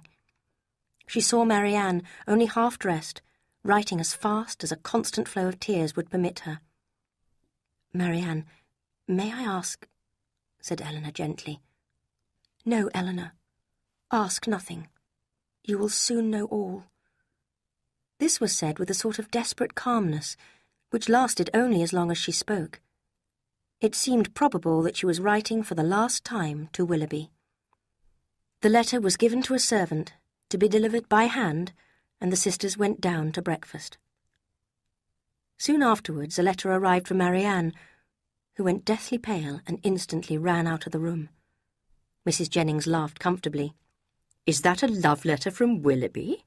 Well, well, I never saw a young woman so passionately in love in my life. I hope he won't keep her waiting much longer." Eager to know what Willoughby had written, Eleanor hurried to their room. Marianne was lying on her bed, sobbing violently. Eleanor took her sister's hand, kissed her affectionately several times, and burst into tears herself. Marianne, although unable to speak, seemed to feel her sister's loving sympathy, and silently gave her Willoughby's letter to read. "My dear Madam, I have just had the honour of receiving your letter, for which I thank you. I am concerned to find there was anything in my behaviour last night that you did not approve of, and I beg your forgiveness. I shall always remember my former visits to your family with the most grateful pleasure, but I hope I have never given anyone reason to think that I felt more for you than I ever expressed. You will accept that I could never have meant more when you understand that my affections have long been engaged, and it will not be many weeks before the lady and I are married. I obey your orders to return your letters and the lock of hair which you so kindly offered me. Your obedient servant, John Willoughby. Eleanor was horrified. She had expected a confession, explanations and reasons, but not expressed in a manner so far from every honourable and gentlemanly feeling. How could Willoughby have written a letter so cruel, so hurtful? It was a relief to her that Marianne had escaped any connection with such a man. She turned to her sister, who now felt able to speak. Poor Eleanor, how unhappy I make you. I only wish there were anything I could do which might be of comfort to you. Oh, Eleanor, I am so miserable, said Marianne, before her voice was completely lost in passionate and bitter sobbing. Calm yourself, dear Marianne. Think of how much more you would have suffered if the discovery of his real character had come at the end of your engagement. Engagement? Cried Marianne. There has been no engagement. He has not made or broken any promise to me. But he told you that he loved you? Yes. No, never absolutely. He never said it in so many words, but every day I read it in his eyes. I felt myself as firmly engaged as if lawyers had written the agreement for us. Unfortunately, he did not feel the same. He did, Eleanor. For weeks and weeks he did. This lock of hair which he says I offered him, he begged and begged me for it on his knees. And now, oh! Eleanor was quite alarmed for her sister's health, as the violence of her sobbing grew, but she managed to persuade her to take some medicine to calm her restless pain of mind and body. Kind Mrs. Jennings showed real concern when she visited the patient. She had heard that Marianne's rival was a Miss Grey, a young woman with £50,000 a year, and that Willoughby had seriously overspent on his carriages and horses and needed money urgently. Mrs. Jennings had no words hard enough to describe his behaviour. She was sincerely sorry she had joked so often about Marianne's attachment, but, with the return of her natural cheerfulness, hoped that it would all be for the best, because now Marianne could marry Colonel Brandon after all. Chapter 7. The Truth About Willoughby. The next day, Marianne felt just as miserable, and could talk about nothing but Willoughby. With affectionate words, Eleanor encouraged her to talk about her feelings. Marianne was determined to avoid Mrs. Jennings' presence, however. "She cannot feel, Eleanor," she cried. "Her kindness is not sympathy. She is only interested in me because she will enjoy telling her friends all the details of my sad situation." It is unfortunate that many people of excellent intelligence and character, like Marianne, are neither reasonable nor fair. Then something happened after breakfast, which sank Mrs. Jennings still lower in Marianne's opinion. The sisters were in their room when Mrs. Jennings hurried in, holding out a letter in her hand and with a cheerful smile on her face. "Now, my dear," she cried, "I bring you something that I am sure will do you good." At once, Marianne imagined a letter from Willoughby, full of affection and believable explanations, instantly followed by Willoughby himself, who would throw himself passionately at her feet. The work of one moment was destroyed by the next. In front of her eyes was her mother's writing, never unwelcome till then, and in the bitterness of her disappointment she felt she had reached the depths of her suffering. She could not speak, and the tears poured down her face. Mrs. Jennings was not at all aware of what she had done, and with many kind words of sympathy, soon left the Miss Dashwoods to read the letter together. It brought them no comfort, as it expressed Mrs. Dashwood's complete confidence in and affection for Willoughby. Marianne's tears flowed even faster when she thought how shocked and saddened her dear mother would be to hear the news. She was now very eager to return home to Devonshire. Eleanor sat down, with a heavy heart, to write to her mother again, telling her how Willoughby had behaved and asking what they should do. Just then, there was a knock on the front door, and Marianne, looking out of the window, saw Colonel Brandon outside. She hurried away to her room, and Eleanor remained to greet him. He seemed disturbed and unhappy, and asked anxiously after Marianne. "I have come, hoping to find you alone," he said in some confusion, "because my only wish is to give comfort, no, not comfort, to support your sister in this difficult time. My feeling for her, for yourself, for your mother. Will you allow me to prove it by telling you some details of... If I did not consider it useful, I would not bother you." He stopped. "I understand you," said Eleanor. "You have something to say about Mr. Willoughby that will open his character to us. Telling me would be the greatest proof of friendly feeling for Marianne. I beg you, let me hear it immediately." "I must tell you a little about myself first. Perhaps you remember, at Barton Park, when I mentioned a young lady I once knew. She was very like your sister, with an eager mind, a warm heart, and great sensibility. She was a distant cousin of mine, and from our earliest days we played together and loved each other. But at 17 she was married, against her wishes, to my brother. Just before the wedding, she and I planned to run away and get married secretly. But my father discovered the plan and sent me away to join the army. It was an extremely unhappy marriage. My brother did not love or respect her, and spent his time on pleasures most unsuitable for a husband. She was very young, had no friends or family to advise her. I had been sent abroad by then, and my brother's bad example was always with her. I cannot describe the shock I received when I heard, 2 years later, of her divorce. He could not speak for a moment, and when he saw Eleanor's concern and sympathy, took her hand and kissed it gratefully. When I returned to England 3 years later, I began to search for her, but she was no longer with her first seducer, the man for whom she had left her marriage.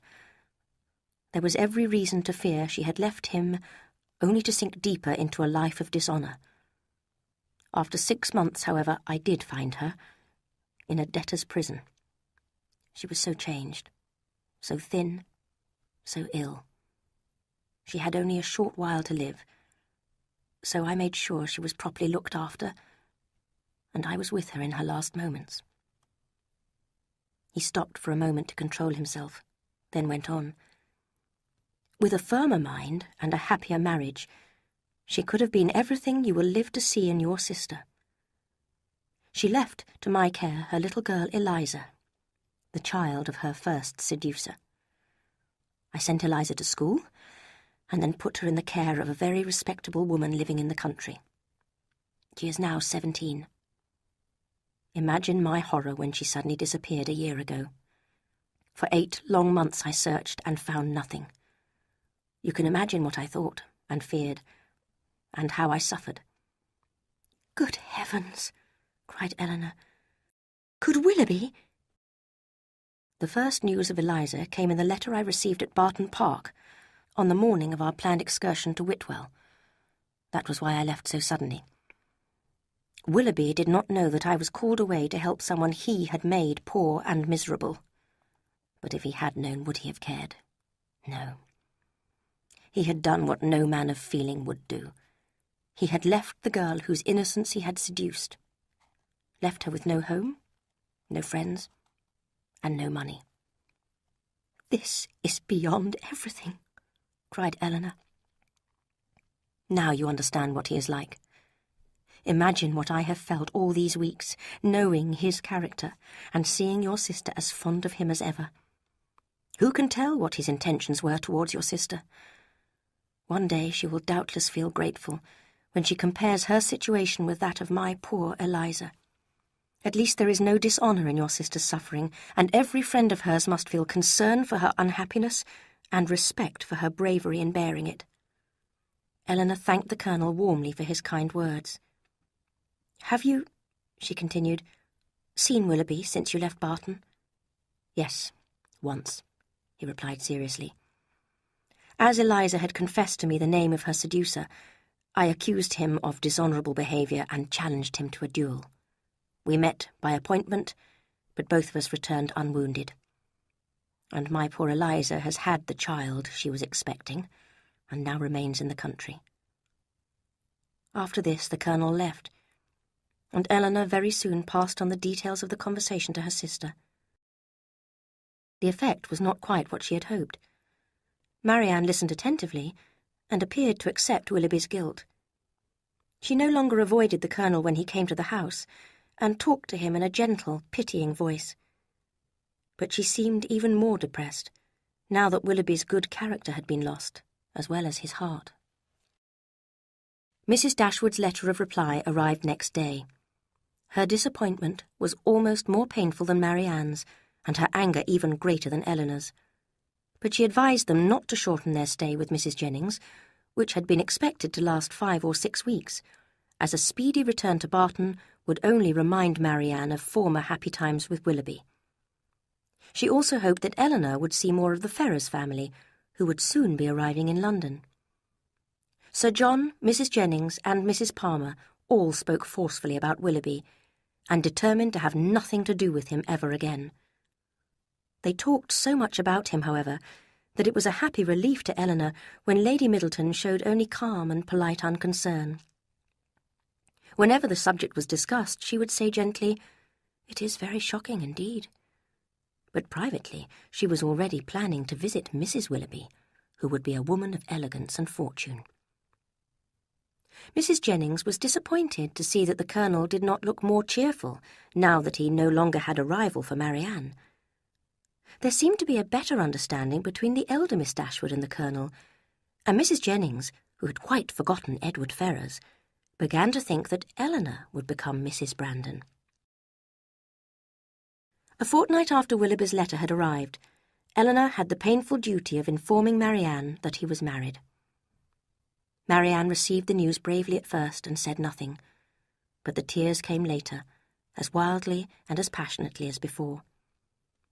About this time, Eleanor was sorry to see the Miss Steeles arrive in London, as their presence always gave her pain. Lucy pretended to feel great delight in finding them in town, and Eleanor had to use all her self-control to answer politely. A pleasanter meeting took place a little later, when their brother, John Dashwood, came to visit them at Mrs. Jennings. He inquired after their health and their mother's, and was introduced to Colonel Brandon, who happened to be there. As it was a fine day, he asked Eleanor to take a short walk with him. As soon as they were out of the house, his questions began. "Who is Colonel Brandon? Is he a man of fortune?" "Yes, he has a large house with some land, and I believe about £2,000 a year." "I think, Eleanor, I will soon be congratulating you on making a very respectable marriage. He seems most gentlemanly, and he likes you, I'm sure of it." "He has not the smallest wish to marry me." "You are wrong, Eleanor. A very little effort on your side will catch him. Some of those little encouragements, which ladies can so easily give, will fix him, in spite of the smallness of your fortune. You should try for him. How amusing if Fanny had a brother and I had a sister marrying at the same time." "Is Mr. Edward Ferrars," Eleanor said calmly, "going to marry?"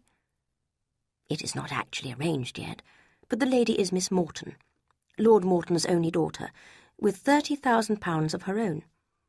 Edward's mother will most generously allow him £1,000 a year if he marries Miss Morton.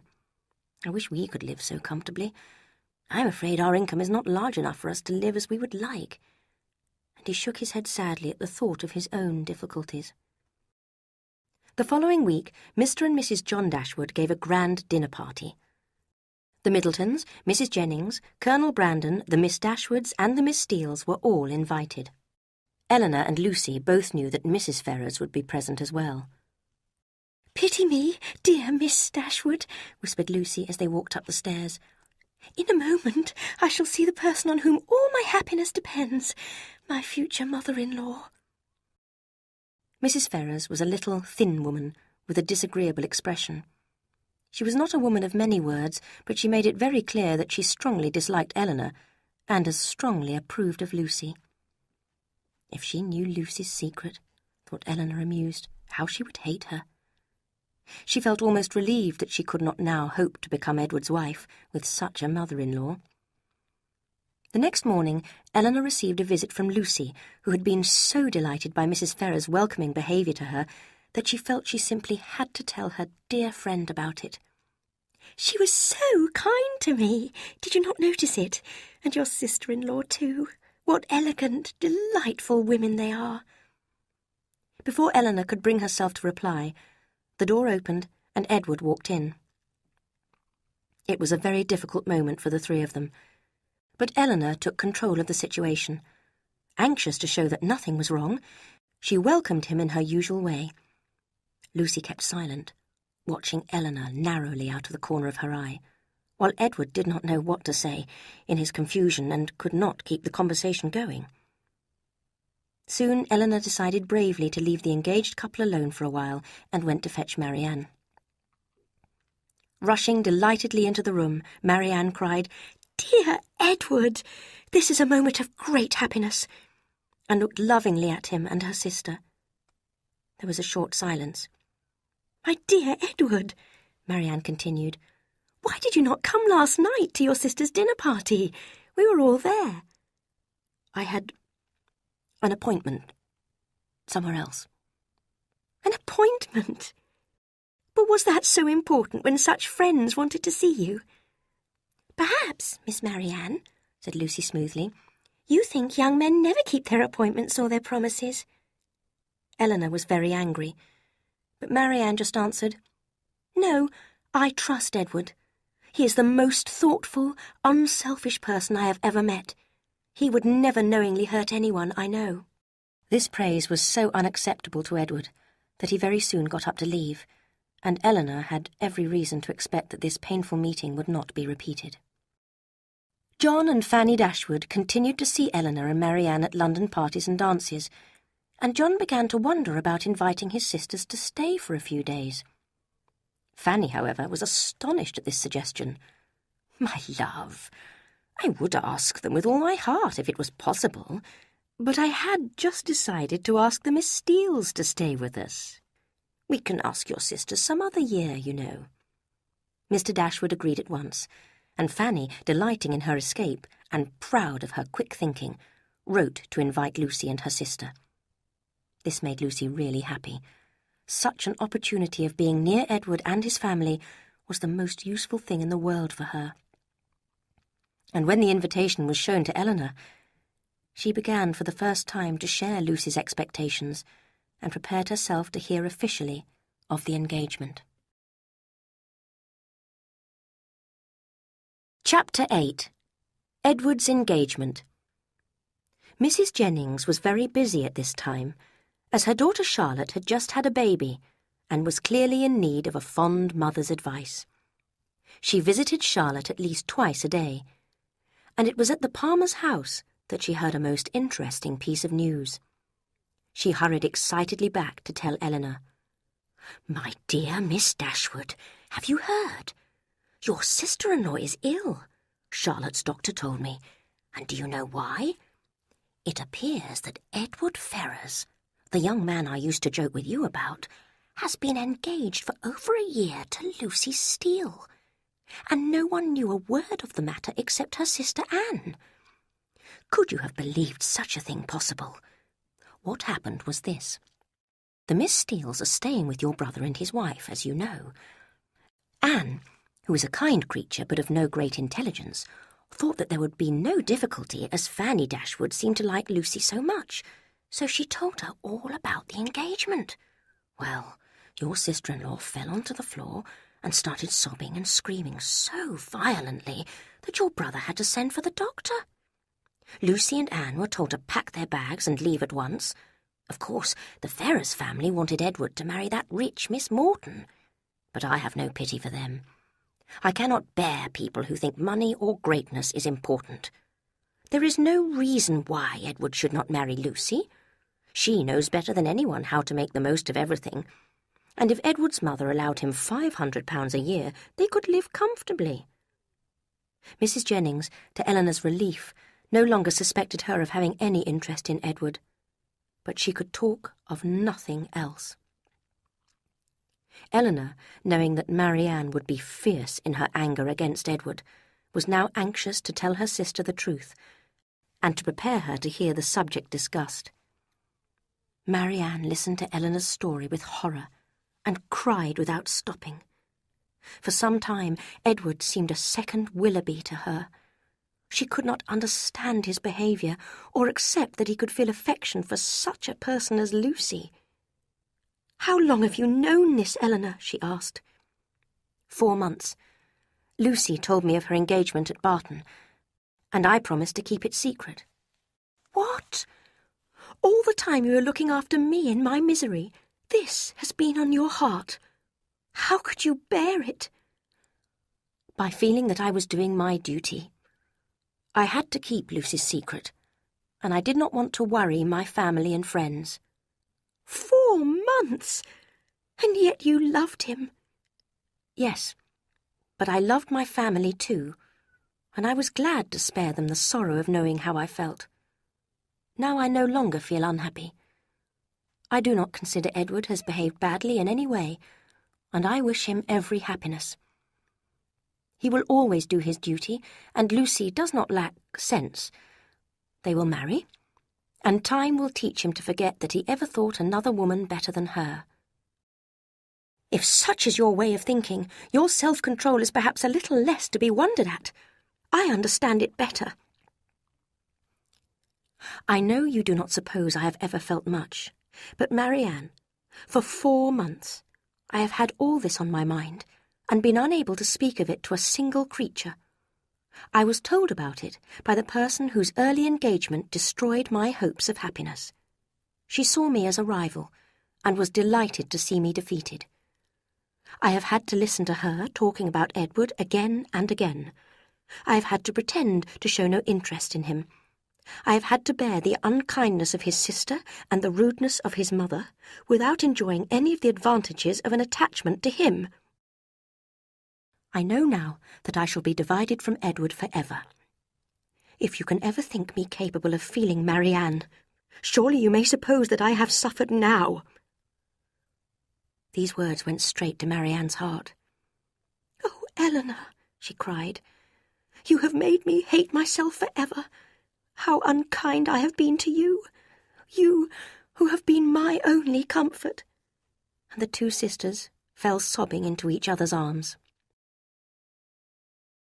Marianne was so sorry she had misjudged her sister that she promised to do anything Eleanor wanted: to discuss the engagement in public without bitterness, to meet Lucy without showing any dislike, and even to talk to Edward himself, if chance brought them together, with her usual friendliness. The next morning brought a test of her self-control, when John Dashwood came to visit Mrs. Jennings and his sisters. "You have heard, I suppose," said he with a most serious expression, "of our very shocking discovery yesterday." Silently, they all showed that they had. It seemed too awful a moment to speak. "Your sister-in-law," he continued, "has suffered terribly. So too has Mrs. Ferrars, but I would not alarm you too greatly. The doctor says Fanny is strong and will get better in time. She says she will never think well of anybody again, and I cannot wonder at it, as she was so deceived. How ungrateful those young women were, after she had shown them so much kindness. I wish with all my heart, says poor Fanny in her affectionate way, that we had invited your sisters instead of them." Here he stopped to be thanked, then continued. "What poor Mrs. Ferrars suffered cannot be described. She could not believe Edward was secretly engaged, when all the time she had been planning a most excellent marriage for him. She sent for him, and he came to see her. I am sorry to tell you what happened next. All our attempts to persuade Edward to end the attachment were useless. Even when his mother explained that if he married Miss Morton, she would generously allow him £1,000 a year, and even when she offered to make it £1,200, he still insisted that he would not break the engagement. Mrs. Ferrars then told him he would receive no money at all from her, and if he entered any profession, she would do her best to prevent him succeeding in it. "Good heavens!" cried Marianne. "Can this be possible?" "Your surprise is very natural, Marianne," said her brother. "It is astonishing that Edward could not be persuaded." Marianne, about to disagree fiercely, remembered her promises to Eleanor, and said nothing. "Well," cried Mrs. Jennings, "I think he has behaved like an honest man. He must keep his promise to marry Lucy Steele. If he broke it, the world would think him a worthless scoundrel." "I respect your views, madam," said John Dashwood politely, "but I am afraid that a good, thoughtful mother like Mrs. Ferrars, with such a very large fortune, cannot approve of her son's secret engagement to this most unsuitable young woman. I am sorry to say that it has all ended in a most unhappy separation. Mrs. Ferrars told Edward to leave her house, and he obeyed at once. She does not wish to see him ever again, and has now decided very understandably that Robert, not Edward, should inherit her fortune when she dies. Poor Edward. His younger brother will be wealthy while he remains poor. I feel for him sincerely." John Dashwood left soon afterwards, and the three ladies immediately joined together in their firm disapproval of Mrs. Ferrars' behaviour and their warm praise of Edward's. The next morning, Eleanor received a letter from Lucy. "I hope, my dear Miss Dashwood, you will not mind my writing to you. I know that, as a true friend, you will be pleased to hear my news. Edward and I, although we have suffered terribly in all our recent troubles, are quite well now, thank God, and happy in each other's love. We are very grateful to our friends, yourself not the least among them, for helping us through our many difficulties. I shall always remember your great kindness, and so will Edward. I am sure you will be glad to hear that I spent 2 happy hours with him yesterday.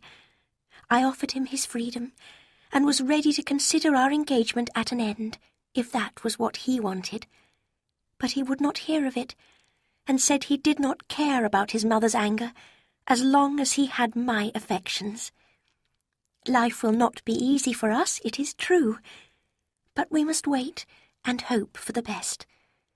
He will enter the church soon, and if you ever have the opportunity to recommend him to anybody who can give him a living, I am sure you will not forget us. And dear Mrs. Jennings, too. I hope she will say a good word for us to any friend who may be able to help us. I beg you to remember me to her most gratefully and respectfully, and to Sir John and Lady Middleton, and the dear children, and give my love to Miss Marianne. Yours truly, Lucy Steele." Eleanor felt sure that Lucy wanted the letter to be seen by Mrs. Jennings, and showed it to her immediately. Mrs. Jennings was full of praise for Lucy's warm heart. "How prettily she writes," she said. "She calls me dear Mrs. Jennings, you see. I wish I could get him a living with all my heart." The Miss Dashwoods had now been in London for more than 2 months, and Marianne was becoming more and more impatient to go home. She missed the air, the freedom, the quiet of the country. Eleanor, although almost as anxious to leave as her sister, was aware of the difficulties of a long journey.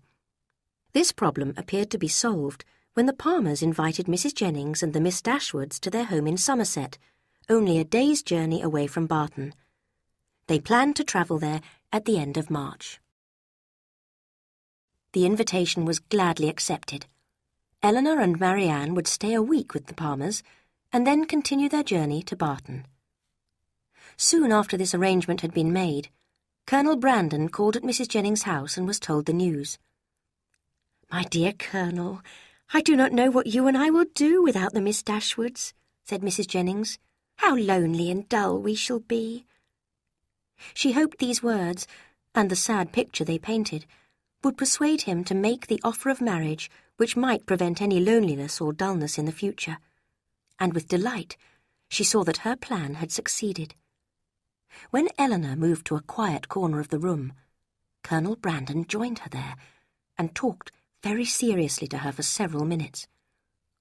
Although Mrs. Jennings was too honourable to listen, she could not help seeing that Eleanor was blushing and looking agitated. Some of the Colonel's words reached Mrs. Jennings' ears and astonished her greatly. "I do apologise for the smallness of the house." What could he mean? She knew very well that there were 15 bedrooms and 5 sitting rooms in his house at Delaford. "I am afraid it cannot happen soon."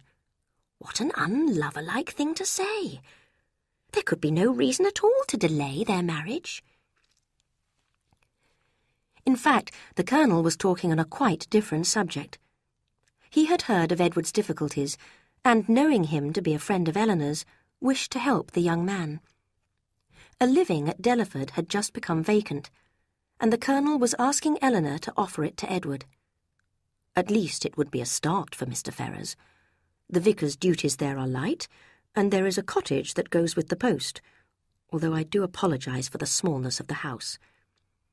The income is only £200 a year, so I am afraid his marriage cannot happen very soon. Eleanor expressed her grateful thanks for the Colonel's generous offer and promised to tell Edward the good news. When Colonel Brandon had left, Mrs. Jennings spoke to Eleanor with a knowing smile. "Well, Miss Dashwood, I couldn't help overhearing the Colonel's words, and I can tell you I was never better pleased in my life." "Yes," said Eleanor, "it is a matter of great happiness to me, but I was so surprised when he spoke to me about it." "My dear, I am not in the least astonished by it. I wish you every happiness, and if I want to see a happy couple, I know where to look for them in the future." "At Delaford, I suppose," said Eleanor with a smile.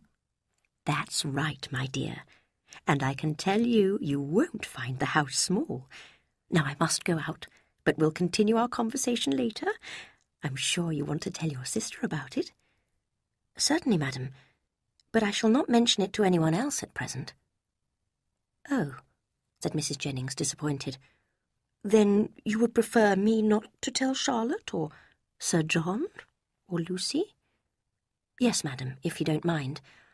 I must speak to Mr. Ferrars first to arrange matters with him."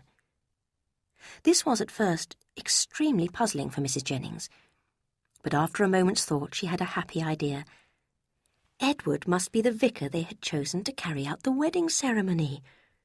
She hurried excitedly off on her morning visits, aware of the important secret that she was not allowed to tell. By chance, as she left the house, she met Edward at the door.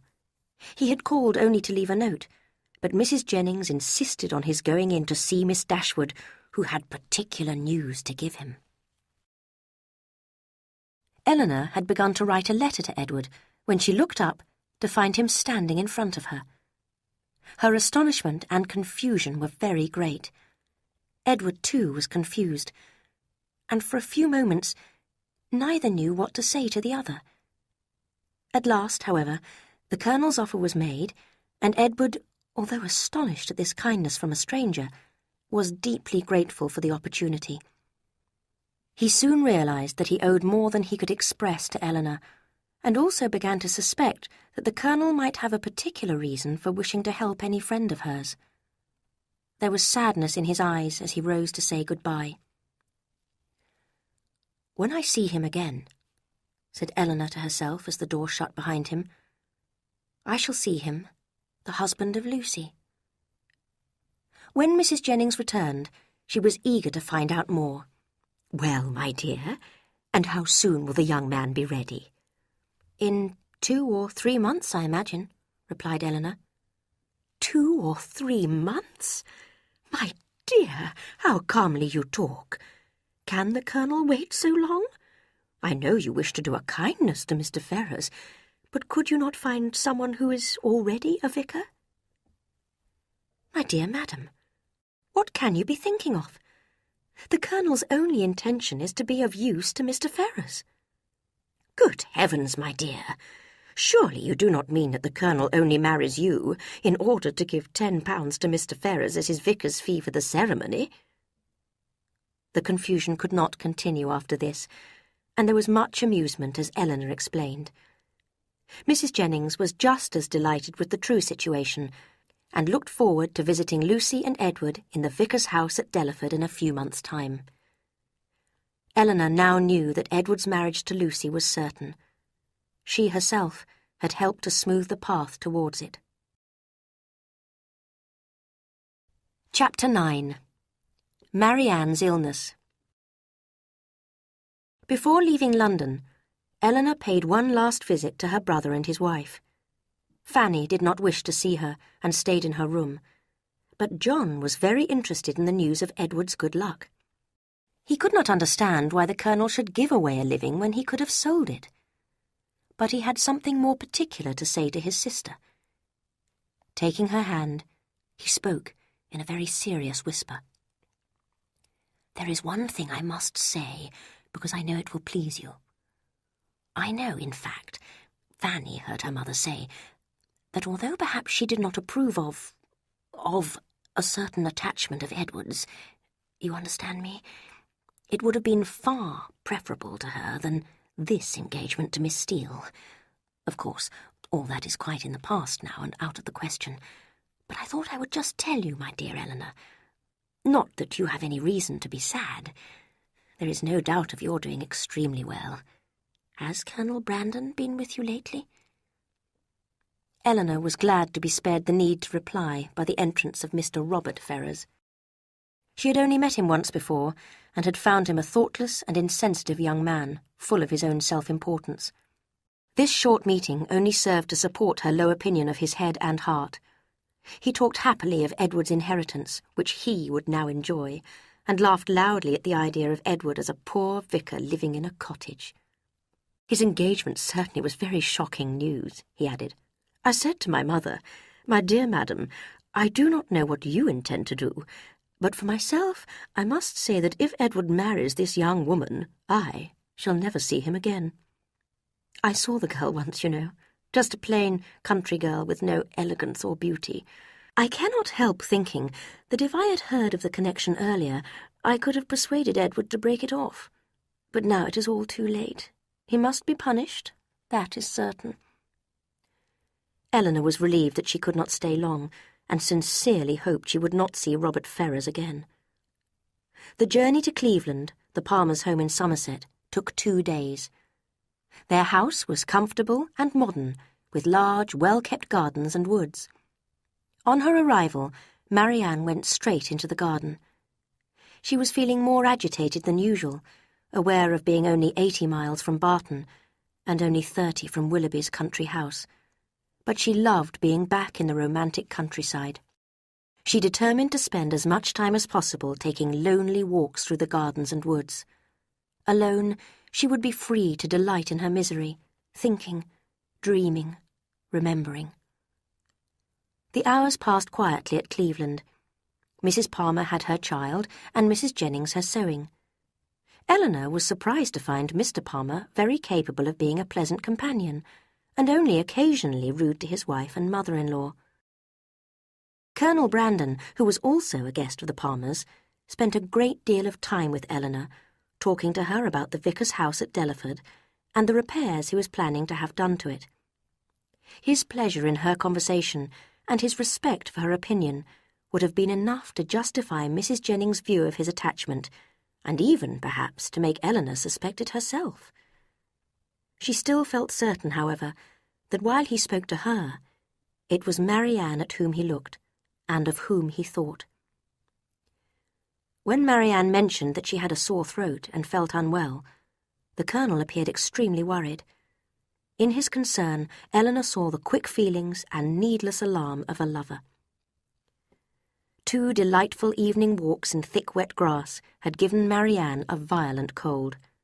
She felt heavy and feverish, with pains all over her body, but at first refused all medicines, saying that a good night's rest was all that she needed.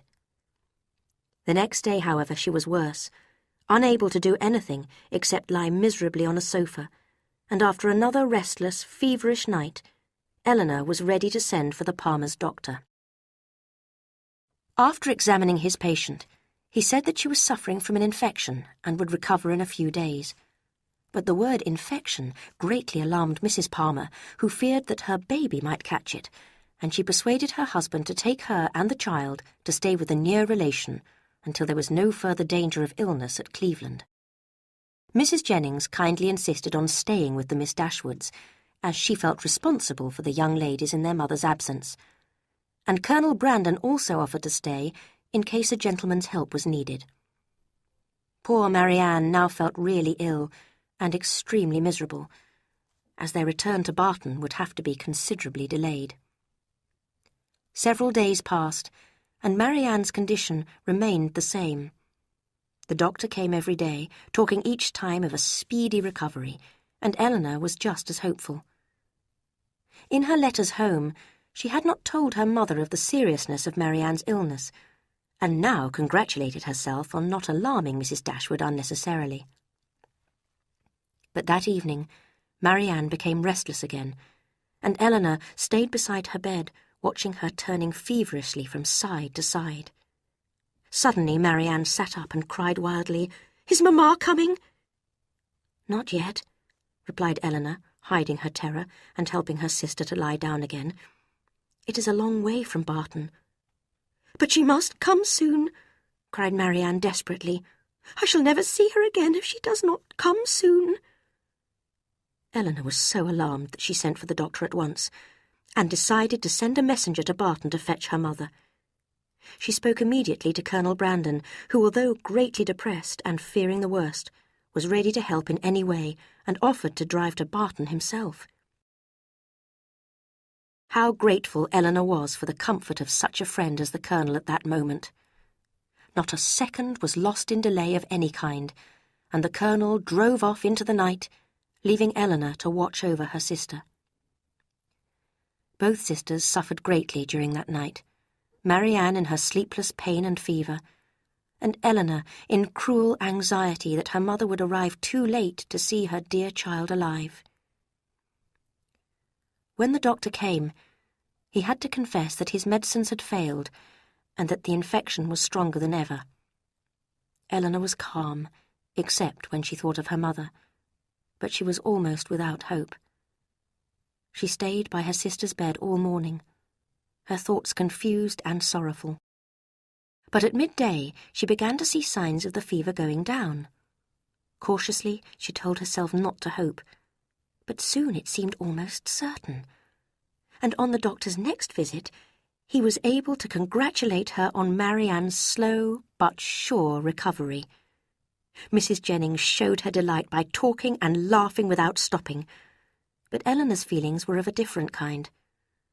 Her relief and happiness were strong, but silent. That evening, Marianne fell into a quiet, comfortable sleep, and Eleanor knew that at last she was out of danger.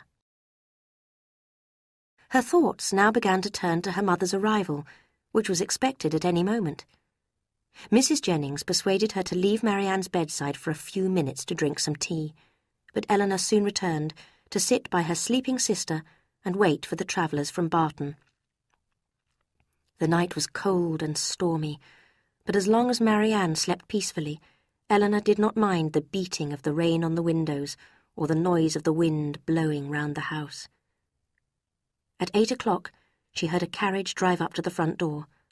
Knowing what her poor mother must be feeling, Eleanor found it impossible to be calm and hurried downstairs. She rushed into the sitting-room and saw Willoughby. With a look of horror, she stepped backwards and was about to leave the room, when he said rapidly, "Miss Dashwood, I beg you to stay. I have something I must tell you." Eleanor was astonished. "To tell me?" "Well, sir, if you must. But be quick, I have no time to spare." "Tell me first, is your sister really out of danger?" "We hope she is," replied Eleanor coldly. "Thank God! I heard she was ill, and I have driven all day to get here. I have come to offer some kind of explanation, to show you that I have not always been a scoundrel, and to receive something like forgiveness from your sister. Marianne has already forgiven you. Has she? He cried eagerly. But listen, I must explain. When I first met your family, I had no other intention than to pass the time pleasantly while in Devonshire. My income was never large, and my debts are always very great, so I was planning to attach myself to a woman of fortune. But I soon found myself sincerely fond of your sister, and the happiest hours of my life were spent with her. I allowed myself, most wrongly, to put off asking her to marry me. At last I determined to speak of marriage, but unfortunately my relation, Mrs. Smith, had just discovered a connection. He reddened and looked away. But you have probably heard the whole story from Colonel Brandon.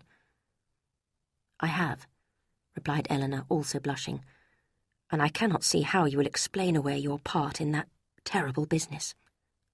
No, I know I was at fault, cried Willoughby, but I must ask you to believe that I had no idea Eliza was in such need.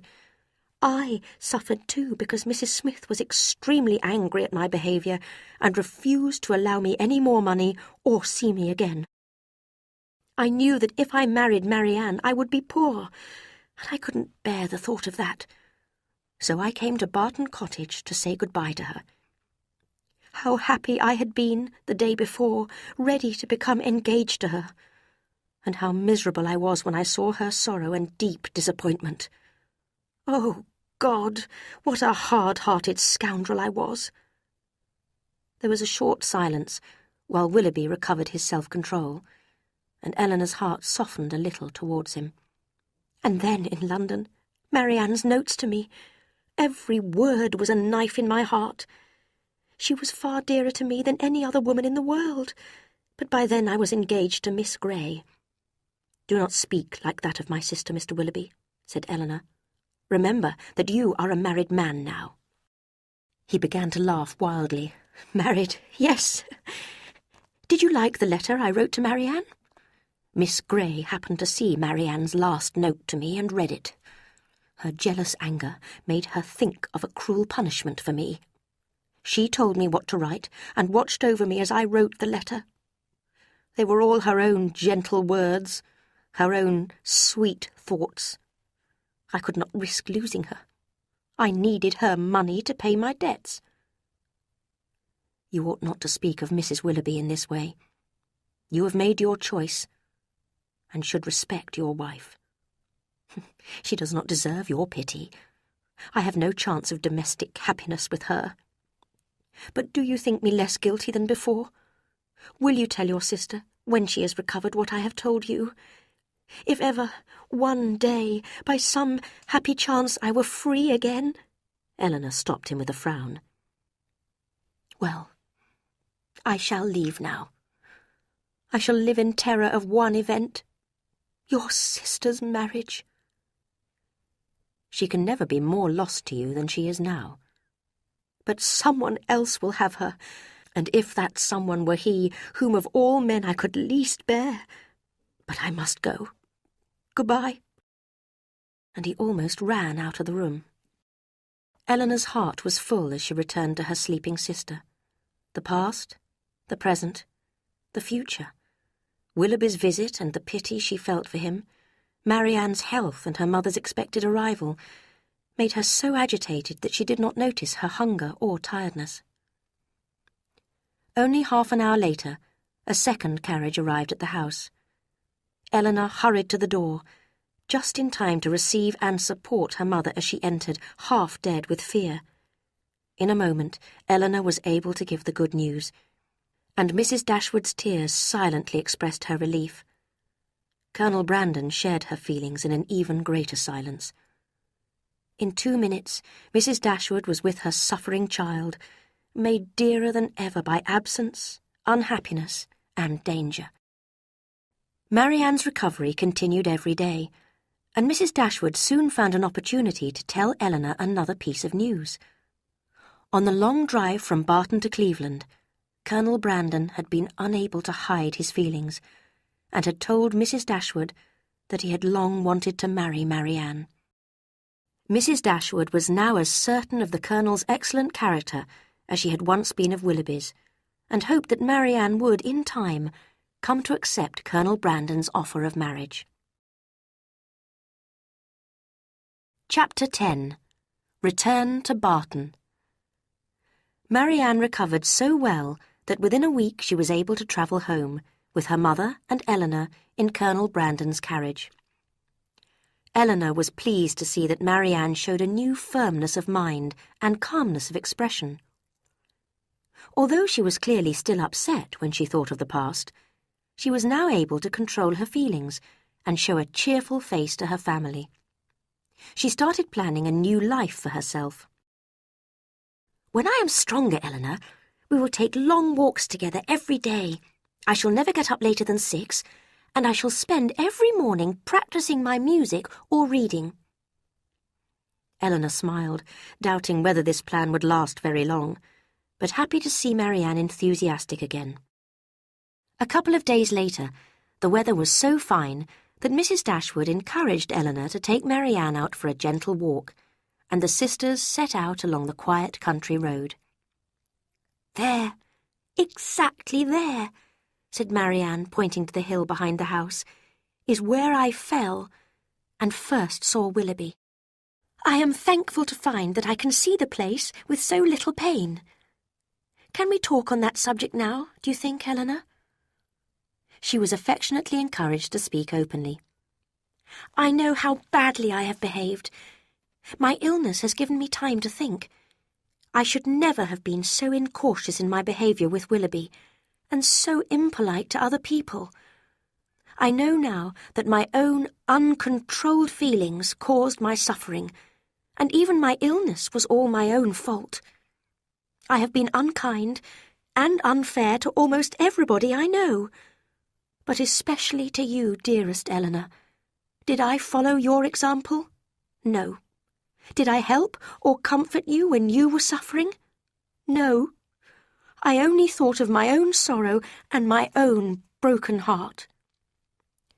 Eleanor, impatient to calm her, praised her honesty.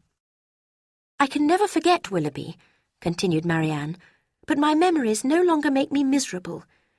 If I only knew that he did not always intend to deceive me, that he had some good in him, I would have much greater peace of mind."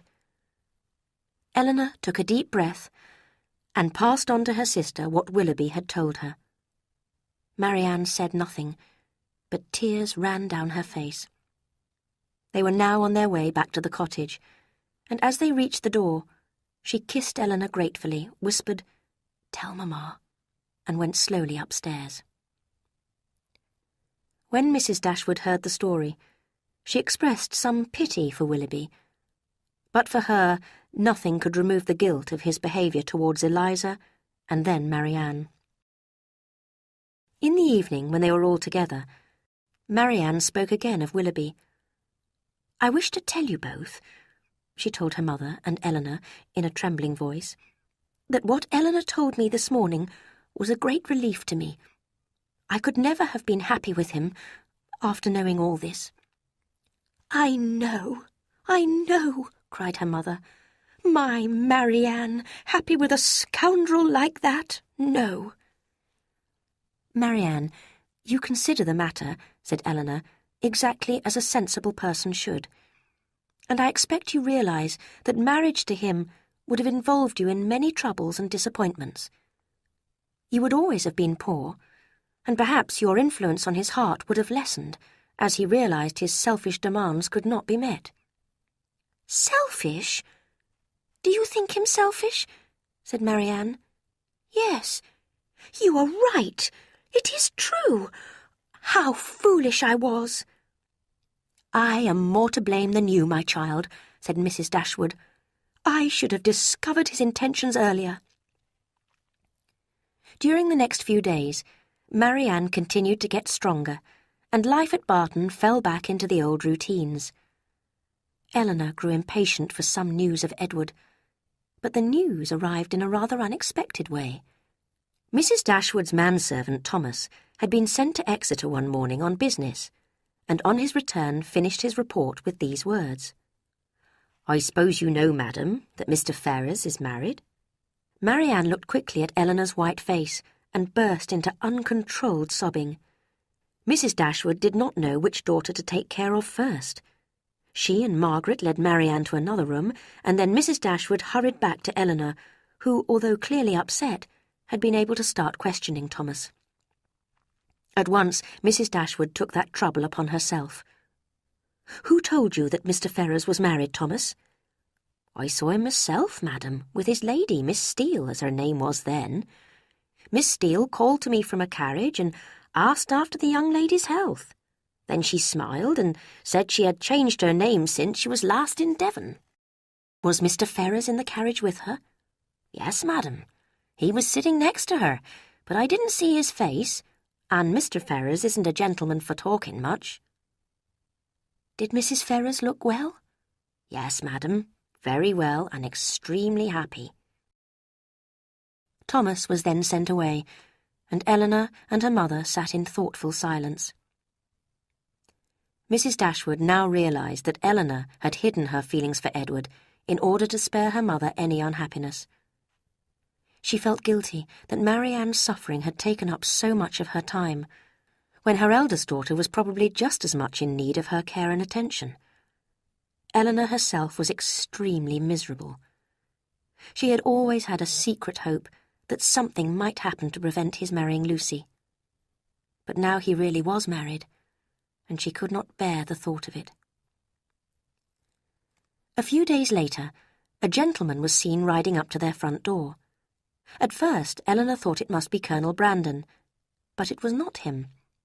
In fact, it looked just like Edward. She looked again. It was Edward. She moved away from the window and sat down.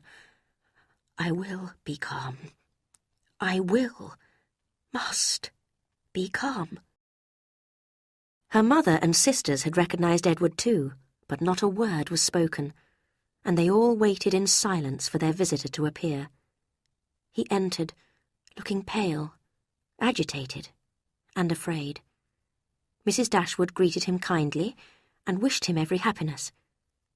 He blushed and said something no one could hear. Eleanor desperately began to talk about the weather. When she had finished expressing her extreme delight in the dryness of the season, a very awful pause took place. It was ended by Mrs. Dashwood, who felt it necessary to hope that Mrs. Ferrers was well. Edward replied hurriedly that she was. Another pause. "Is Mrs. Ferrers in Plymouth?" asked Eleanor bravely. "Plymouth?" he said, surprised. "No, my mother is in London." "I meant," said Eleanor, taking up her sewing from the table, "to ask about Mrs. Edward Ferrers."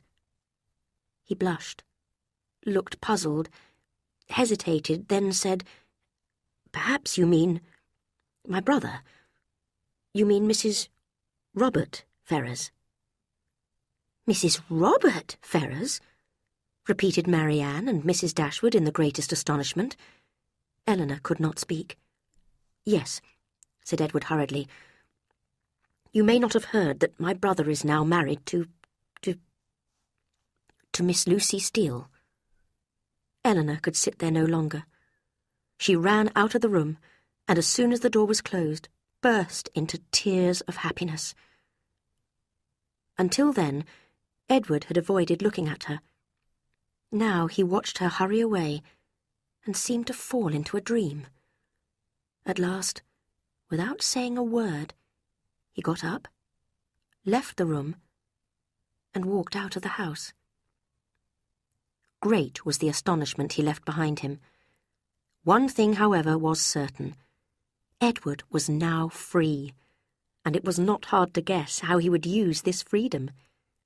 Walking about in the fresh air made him feel brave enough to return, and when they all sat down to tea at 4 o'clock, Edward had won his lady, gained her mother's permission, and was the happiest man alive.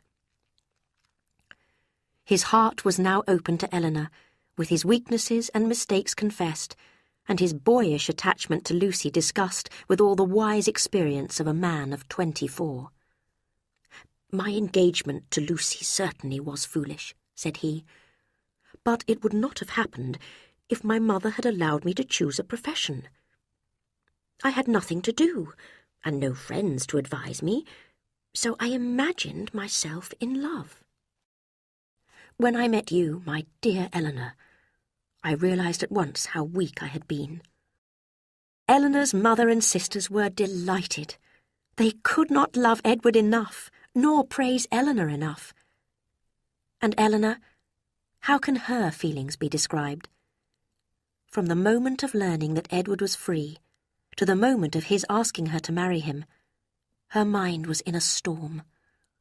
But when all doubt was past, and she heard his voice expressing his deep love and affection for her, she knew her happiness was complete. Edward stayed at the cottage for a week, and one of the first subjects of discussion was, of course, Lucy's marriage. It appeared that Robert had visited her several times, trying to persuade her to set Edward free. Lucy had realized that it was now Robert, not Edward, who would inherit his mother's fortune. Being of similarly selfish character, they were attracted to each other and decided to get married with speed and secrecy. Edward's mother was naturally horrified by Robert's marriage.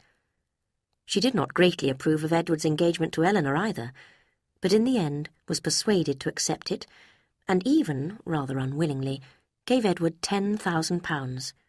She had given the same to Fanny on her marriage. This was much more than was expected by Edward and Eleanor, who could now afford to marry very soon and move into the vicar's house at Delaford. There they were visited by all their friends and relations, who found them one of the happiest couples in the world. Even Mrs. Ferrars came to visit them, although they were never favourites with her. That honour was reserved for Robert and Lucy, who, by endless attentions and respectful messages, finally regained their place in her heart. The whole of Lucy's behaviour in the matter may be seen as a most encouraging example of what self-interest can do to gain wealth and position. With Mrs. Ferrars' generous help, Robert and Lucy lived in great comfort, often visiting John and Fanny Dashwood. Only their frequent domestic disagreements spoiled their happiness. Eleanor's move to Delaford did not separate her from her family, as her mother and sisters spent half their time with her. Mrs. Dashwood was anxious to bring Marianne and Colonel Brandon together, which was also Eleanor's and Edward's wish. Knowing how good, how kind the Colonel was, and how fondly he was attached to her, what could Marianne do? At the age of 17, she had believed that passionate feeling was the most important thing in life. She had had her heart broken, and learnt to recover from it. Then, at 19, with feelings of only warm friendship and respect, she agreed to marry a man she had once considered dull and far too old for marriage. But so it was.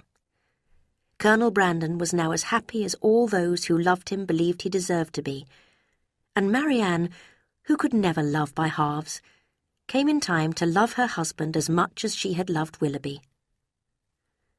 Willoughby himself was saddened to hear of her marriage, but he did not die of a broken heart.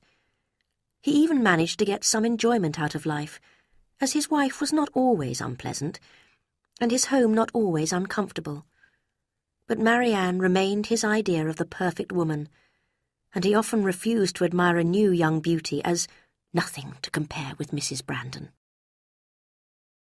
Mrs. Dashwood stayed on at Barton Cottage, and as Margaret soon grew old enough for dancing and falling in love, Sir John and Mrs. Jennings did not miss Eleanor and Marianne as much as they had feared. Barton and Delaford were connected by strong family affection, and there was constant communication between the two places.